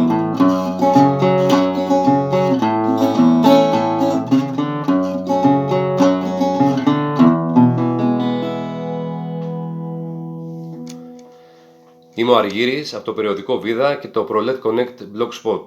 Έπαιξα ένα απόσπασμα από το τραγούδι που έγραψα για τη Χελίν. Στο απόσπασμα αυτό αναφέρομαι για το τραγούδι, το κοινό τραγούδι που τραγούδισε η Χελίν, αλλά το οποίο το ακούσαμε και στις φυλακές του Ιτζεδίν και της Αίγινας, διαβόητες φυλακές, όπου κατά τη διάρκεια του εμφυλίου εδώ στην Ελλάδα εκτελεστήκανε πολλοί κομμουνιστές αγωνιστές. Κάνω αυτή τη μεταφορά, αυτή τη σύνδεση, για να δείξω ότι οι συντρόφοι μας εδώ, οι κομμουνιστές, οι εκτελεσμένοι, όπως και η συντρόφισσα Χελίν, αγωνιστήκανε κάτω από την κόκκινη σημαία, παλεύοντας για μια κοινωνία ισότητας, για έναν άλλο κόσμο, όπου τον πρώτο λόγο θα έχει ο εργαζόμενος λαός. Η σκέψη μας είναι στον Ιμπραήμ Gökcek που συνεχίζει την απεργία πείνας. Στέλνουμε τη διεθνιστική μας αγκαλιά, στέλνουμε την αλληλεγγύη μας στους Grup Yorum. Η σκέψη μας είναι μαζί τους. Θα νικήσουμε.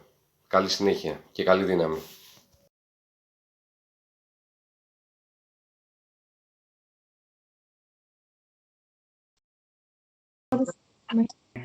Okay,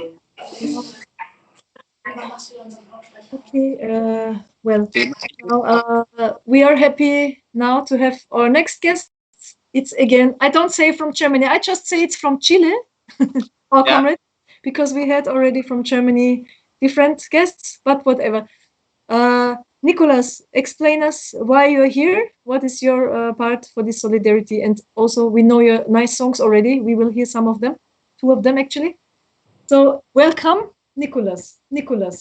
Introduce yes, thank you for inviting me, and I'm very glad to be here again with Grup Yorum.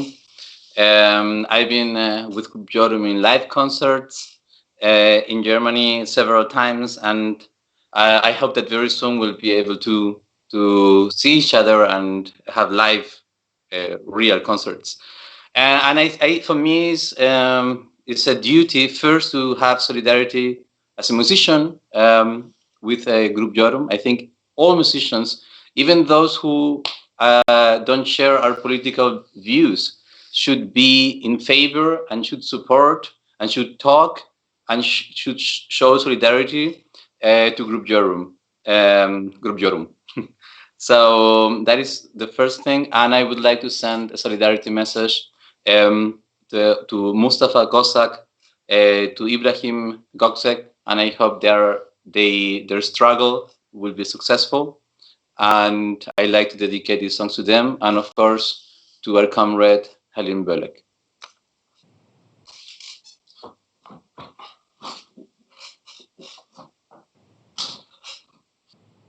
This is a song about human rights struggle.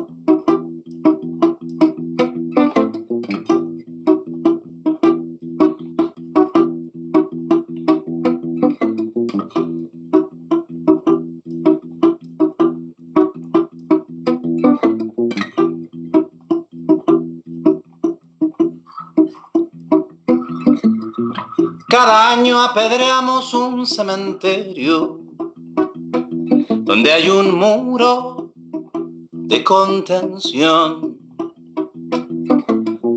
Preguntamos dónde fue el aliento de los muertos sin prisión. Detrás de las cámaras de los noticieros, las fuerzas se esconden en su cordón.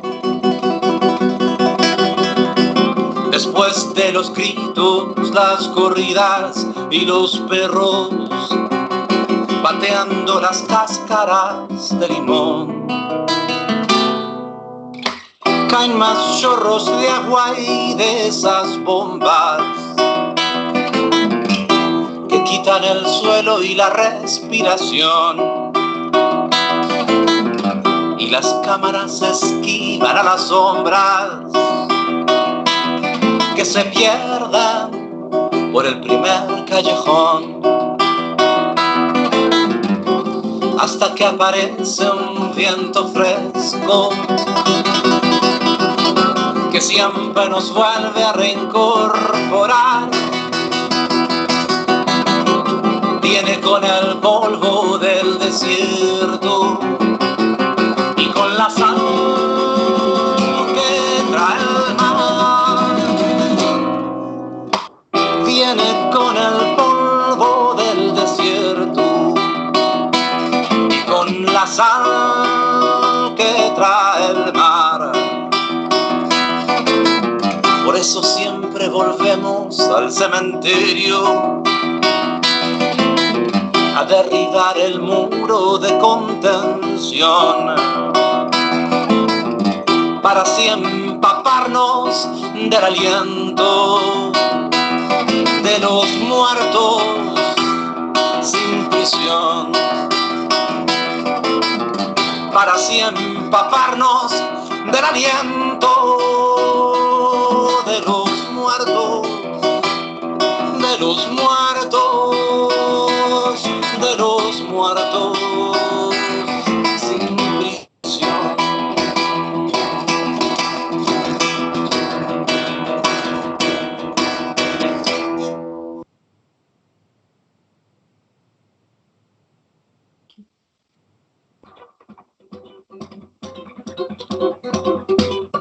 I want to dedicate this song to everybody who is fighting imperialism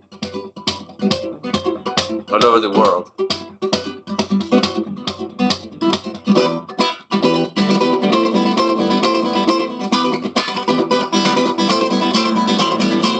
Por disparar a quemarropa, poniendo el arma en nuestras manos, por financiar al asesino y dejar preso a mis hermanos, por darle precio a cada día y por las tierras que robaron, por las masacres preventivas y el oro que estas recaudaron, por cómo escribieron la historia sin consultar el pasado, por olvidar sus propias leyes, por cada golpe de estado, por cada bomba que cayera, por cada pueblo que borraron, por derrumbar sueño tras sueño y la basura que dejaron.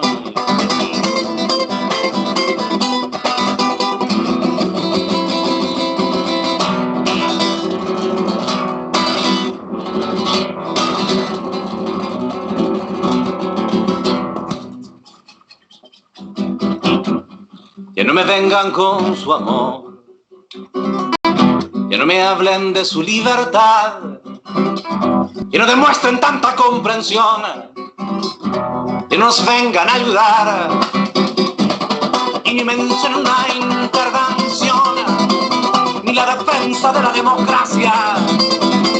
No les pedimos ni un favor, nos salven a la humanidad, nos salven a la humanidad, nos salven a la humanidad.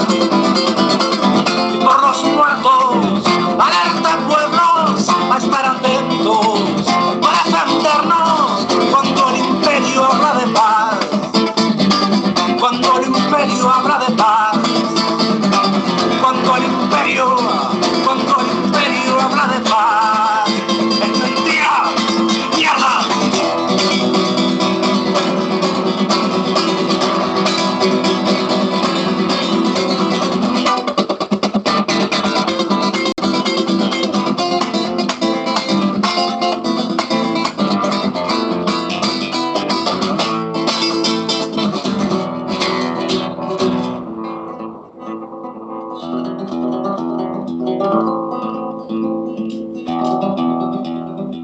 Bravo.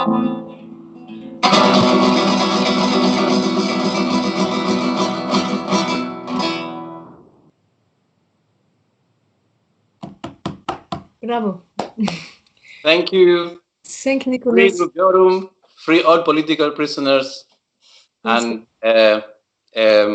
hoch die internationale Solidarität. Que viva la solidaridad internacional. Ciao. Bye, Nicholas. Okay, after this very great part with Nicholas, we are continuing with the video from Ibrahim Gökcek. This was an interview in the CNN Turkey with him, very shortly, speaking about Grup Yorum's culture and concerts. You can hear a little bit of, well, with his own voice, with subtitles. Okay, we can come to the video and following by another song of Grup Yorum live. Koymadık ama koymamamızın sebebi ulaşamayacağımız için değil, gerek görmüyoruz. Çünkü her geçen sene bu sayı artıyor ve artacağına inanıyoruz. O yüzden şu kadar insan gelecek demek yerine geçen sene 550 bindi. Bugün pazar günü bunun çok daha fazlasını olacağına inanıyoruz. Bana sizin gruptan konuştuğum arkadaşlarınız 1 milyonu buluruz Şirin Hanım. Çok iddialıyız dediler. Bizim hedefimiz zaten milyonlar. O konuda netiz, söylemiştik zaten. Ona da emin adımlarla ilerliyoruz. Ama dediğimiz gibi böyle net bir ifadede bulunmak yerine biz bu sayının artık sayı tartışmasını bir yana bırakıp oradaki niteliği, oradaki asıl insanların heyecanını, hedeflerini, asıl duygularını yansıtmak istiyoruz. Bağımsız Türkiye konseri. Ne diyorsunuz? Nedir mesajınız? Ne diyoruz? Bu ülke bağımlı bir ülke diyoruz. Bu ülke emperyalizme bağımlı, Amerika'ya bağımlı, Avrupa Birliği'ne bağımlı. Biraz önceki konumuzla biz tam karşıtından düşünüyoruz. Bu ülkeyi ekonomisinden siyasetine, günlük yaşamından kültürel değerlerine karşı bir bağımlı hale getirdiler bizi. Diyoruz ki ekonomini, yönetimini, kültürünü, değerlerini sen kendin yürütemiyorsan, senin neyi ekeceğini, neyi biçeceğini, nasıl yaşayacağına başkaları karar veriyorsa bu ülkede bağımsızlıktan bahsedilemez. Bu yüzden bunlarda siyasette, yaşam biçiminde, kendini ifade etmede bu halk kendisi karar vermeli her şeye. Bugün halkımız kendisi karar veremiyor. Bağımlı hale getirilmiş, yoksullukla bağımlı hale getirilmiş, yozlaşmayla bağımlı hale getirilmiş. Türkiye'de her geçen gün yozlaşma artıyor. Uyuşturucu kullanımı, fuhuş hızı artıyor. Her doğan çocuk $2000 borçla doğuyor bu ülkede. Dağların satılıyor, suların satılıyor, ormanların satılıyor. Konya Ovası çöl oldu. Kendi kendini idare edebilen 7 ülkeden birisi iken Türkiye, şimdi etini Arjantin'den, buğdayını Brezilya'dan alan, çayını üretemeyen, fındığını üretemeyen, tütününü üretemeyen, açlıktan, yoksulluktan kırılan bir insanlar ülkesine döndü Türkiye. Bunun tek sorumlusu, tek kaynağı emperyalizmdir ve bu yüzden biz bağımsız Türkiye diyoruz.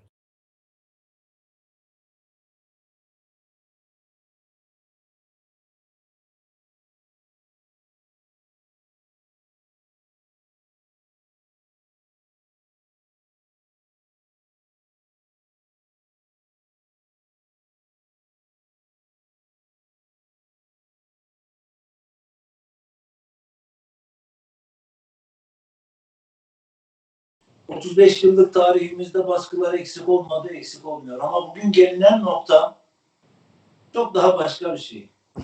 Bugünkü direnişiyle yoldaşlarımız başka bir tarih daha ekliyorlar bu tarihe. Bu onurlu tarihe. Bu onurlu tarih öyle bir hale geldi ki artık sanatçılık, yoksul halkın yanında, safında sanatçı olmak, yoksul halkın çektiği bütün acıların yüklenmek anlamına da geliyor. Yani onlar adına sanat yaparken lüks yerlerde rahat yaşam içerisinde olamamak anlamına da geliyor. Ve onların davasını savunmak anlamına da geliyor. Varlığını korumak, dürüst olmak, o davanın insanı olmak, onların ödediği bedeller kadar ağır bedelleri de belki ödemeyi gerektiriyor. Bunları bugün yaşıyoruz. Ve bugün bunları üstlenmekten Grup Yorum olarak hiç imtina etmedik. grup yorum olarak bunları üstlenmeyi seve seve bir görev olarak kabul ettik. Çünkü halktan biz bunu öğrendik. Halktan biz direnmeyi ve mücadele etmeyi. Ve yine avukatlarımız herhangi bir avukat gibi bugün daha rahat ortamlarda sadece düşünsel kaygılarla ve düşünsel dertlerle uğraşarak, yazıp çizerek değil ama bizzat aynı zamanda fiilen mücadeleyi büyüte ve gelinen noktada da bütün politik tutsaklar gibi, devrimciler gibi, birer devrimci olarak aynı zamanda direnmeyi de, işkenceyi de, hapishaneyi de göze alarak direnişi sürdürüyor. Ve yine halkın yoksul evlatlarından birisidir Mustafa Kocak. Onur diyor, onur. Adil yargılanma hakkı, bana onursuzluk dayatılıyor. Ben bu onursuzluğu kabul etmedim. Bunun karşısında verilecek olan cezayı da asla kabul etmeyeceğim. Adil yargılanmak istiyorum. Faşizmin zalimliğiyle, yalancılığıyla, üç kağıdıyla, bütün rezilliğiyle teşhir ediyoruz. Ve bugün yarattığımız tarih, evet, Helin Bölek dünyayı ayağa kaldırdı bir kez daha. O dünyayı ayağa kalkmış olan dünyaya bütün herkes sesini katıyor. Sesimiz çoğalıyor, sesimiz büyüyor. Öyle bir büyüyor ki sesimiz. Sağırlık numarası yapmaya kalkan faşizmin kulaklarını da çınlatıyor aslında. Ha gayret diyorum. Ha gayret yoldaşlar, ha gayret halkınız. Biz öyle ya da böyle o zaferi de gamzesinden öpeceğimiz günleri mutlaka ama mutlaka getireceğiz. Bu inançla ve bu sevgiyle bu programa emeği geçen bütün arkadaşlarımıza ve katılımcılara selamlarımızı gönderiyoruz. Desteklerinin devamını diliyoruz. Bu mücadele grup yorumun değil, hepimizin mücadelesi.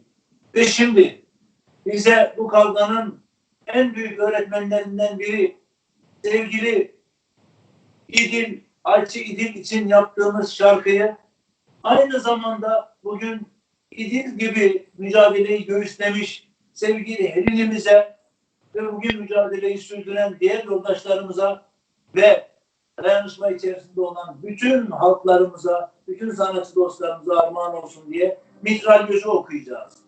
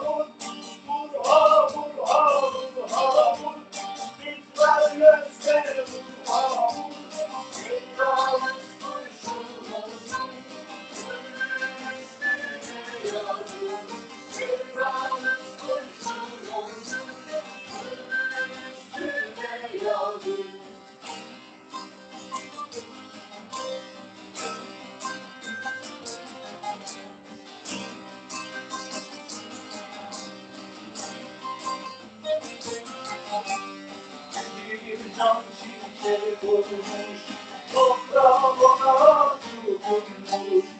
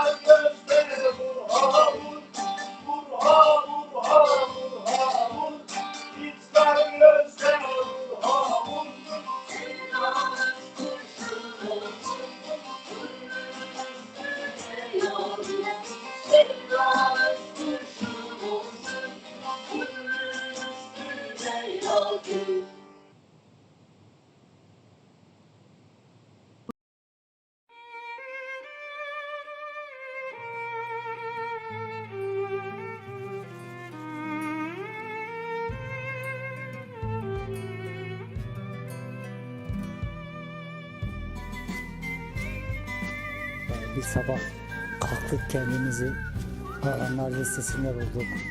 2019 yılına kadar dışarıdaydım. İyice özgürlükleri kısıtlamak hale getirdi.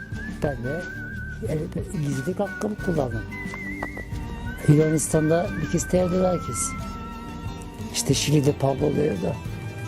Bütün ustalar bu hakları kullanmışlardır faşizme karşı. Niye kabul edelim? Niye arama listelerini kabul edelim? Hayır, bize kimse terörist diyemez. Biz terörist değiliz. Büyük adaletsizlikleri, bu alçaklıklara duyulan öfkenin en yüksek geldiği haldir. Ölüm orucuna böyle bakmak lazım. Çok öfkeliyiz. Bıraksak ne yapacağız? Ölüm orucunu. Bekleyeceğiz mahkemeyi. Sonra mahkemede bize ceza verecek. Tekrar hapishaneye de gidelim. Ne yapacağız? Hayır. Biz sanat yapmak istiyoruz. Kabul edemiyoruz. Ne yaptık ki biz? Grup Yorum ne yaptı? Büyük organizasyon şirketlerinin büyük paralarla altına kalkamadığı organizasyonları Grup Yorum kendi başına yapabiliyor. Nasıl yapabiliyor bunları? Büyük paraları mı var? Hayır. 5 parası yok. Ama dayanışmayı örgütleyerek yapıyor. Her geçen gün tabii sağlık durumumuz bozuluyor. Zafere geleceğine olan inancımız çok yüksek. Sahiplenmeyi de görüyoruz. Büyüdüğünü de görüyoruz. Daha da büyüdüğünde zaferi de hep birlikte elimize alacağımıza inanıyoruz.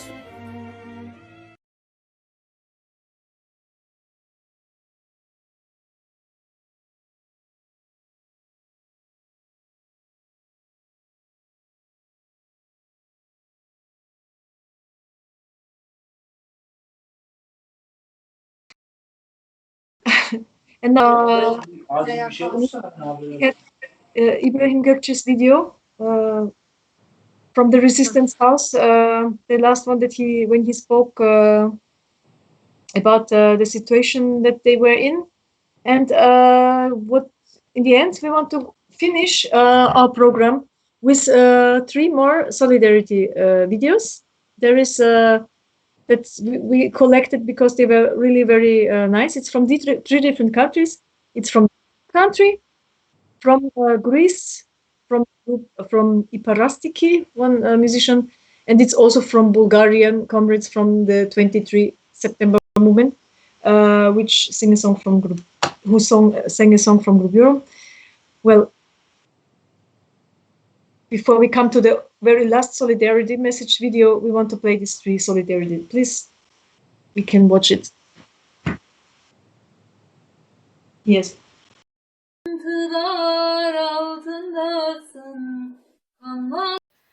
Eguzkiak urtzen du goian, gailurretako elurra, uharkada jausten diranean, geldi gaitzaden ondara.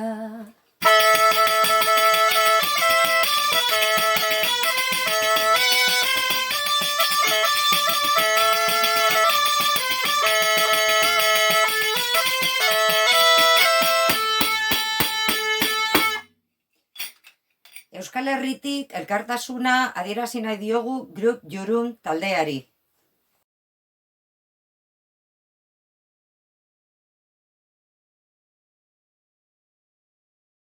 Sıkıntılar altındasın, kanmak karılır yasın.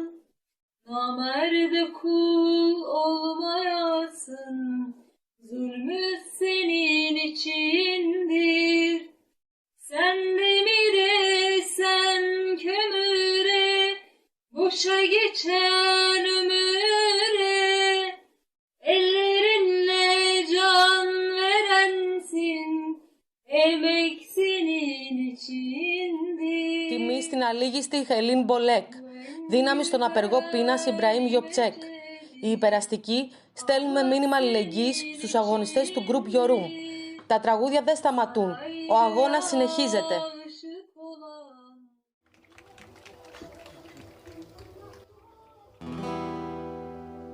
Και να, τι θέλω τώρα να σας πω, μες στις Ινδίες μέσα στην πόλη της Καλκούτας, φράξαν το δρόμο σε έναν άνθρωπο, αλυσοδέσαν έναν άνθρωπο εκεί που ευάδιζε.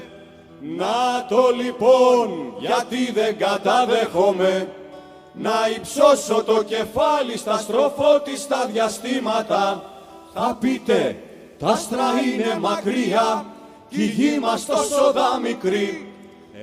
Το λοιπόν, ό,τι και να είναι τα άστρα, εγώ τη γλώσσα μου τους βγάζω. Για μένα το λοιπόν το πιο εκπληκτικό, πιο επιβλητικό, πιο μυστηριακό και πιο μεγάλο, είναι ένας άνθρωπος που τον ποδίζουν να βαδίζει. Είναι ένας άνθρωπος που τον αλυσοδένουνε. Είναι ένας άνθρωπος που τον ποδίζουν να βαδίζει. Είναι ένας άνθρωπος που τον αλυσοδένουνε. Είναι ένας άνθρωπος που τον ποδίζουν να βαδίζει. Είναι ένας άνθρωπος που τον αλυσοδένουνε.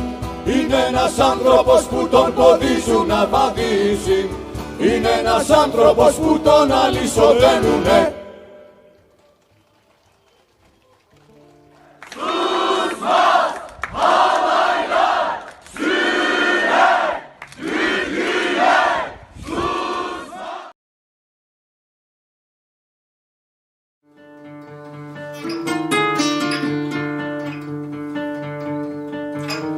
Група Yorum е прогресивна музикална турска група с милиони почитатели в и извън Турция.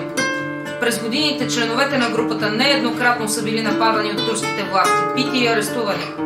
По-настоящем те се намират в затвора, без съд и присъда. Тяхното престъпление е музиката им. Музика с послания против експлоатацията, потисничеството, против фашизма. Турската власт реши, че може да запуши гласа на истината с репресии, но никакъв затвор не може да задържи идеите. Свобода за Груп Yorum, не на фашизма.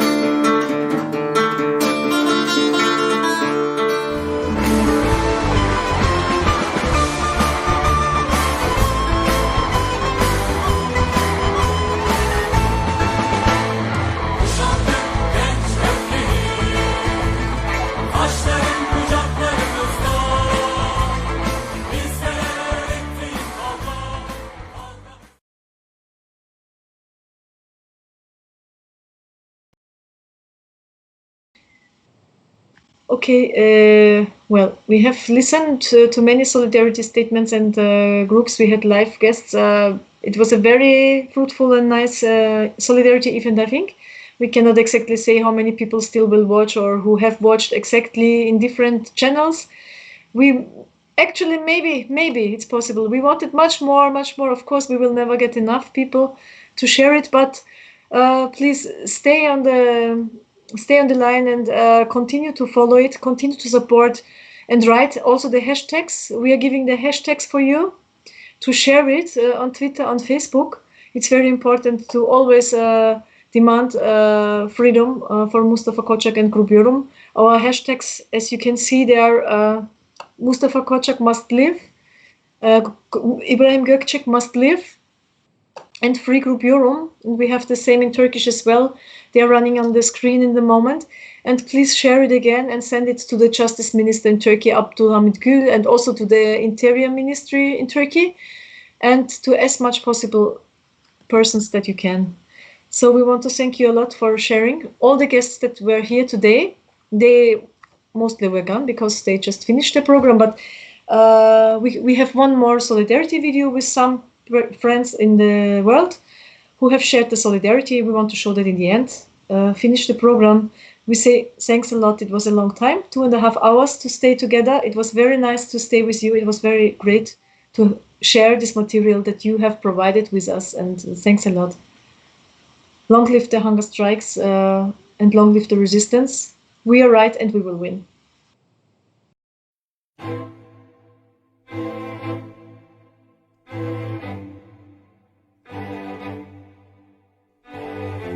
Dapat mabuhay si Ibrahim Gökcek at si Mustafa Kocak.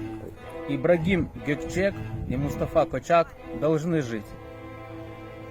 الأصدقاء المناضلين في تركيا مصطفى كوتشاك إبراهيم كوجاك Ibrahim Gökcek e Mustafa Kocak devono vivere. Ibrahim Gökcek и Mustafa Kocak должны жить. Ibrahim Gökcek yaşasın. Mustafa Kocak yaşasın. Ibrahim Gökcek и Mustafa Kocak должны жить. Ibrahim Gökcek und Mustafa Kocak müssen leben. Ibrahim Gökcek и Mustafa Kocak должны жить. Ibrahim Gökcek und Mustafa Kocak müssen leben. Kocak должен жить. Mustafa Kocak должен жить. Ibrahim Gökcek und Mustafa Kocak müssen leben. Прекратите преследовать Мустафа Кочака. Руки прочь от Grup Yorum. О беспокойной ситуации в Турции. Хватит молчать. Руки прочь от Grup Yorum. Прекратите преследование Мустафы Кочака. Позор турецким тюремщикам.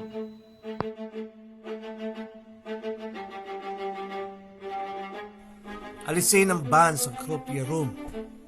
Bigyan si Mustafa ng makatarungang paglilitis. Прекратите запрещать концерты Grup Yorum. Мы требуем, чтобы приговор Мустафе Кочаку был справедливым.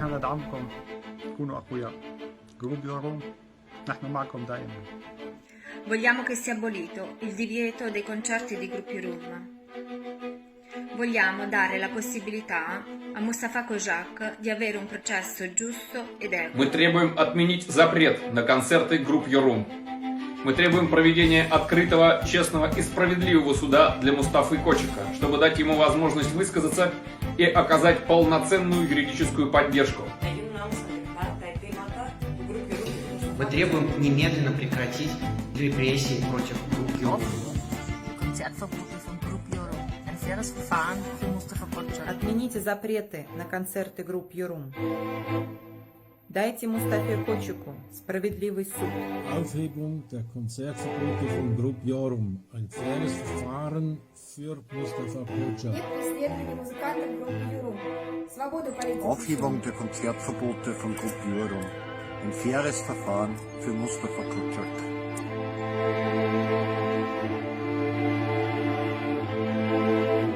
Bigyan natin ng tinig at suporta si Ibrahim at si Mustafa. Huwag natin hintayin maging huli ang lahat bago tayo kumilos. Хватит молчать. Наши братья нуждаются в нашей поддержке. Vogliamo esprimere il nostro supporto ed essere la loro voce. Non aspettiamo la loro morte per fare qualcosa. Давайте не будем ждать их смерти, чтобы только потом что-то сделать. Erhebt eure Stimmen und unterstützt die Forderungen. bevor es zu spät ist. Хватит молчать. Давайте поднимем наши голоса в защиту Grup Yorum и Mustafa Kocaka. Freiheit für alle politischen Gefangenen. Erhebt eure Stimmen, bevor es zu spät ist.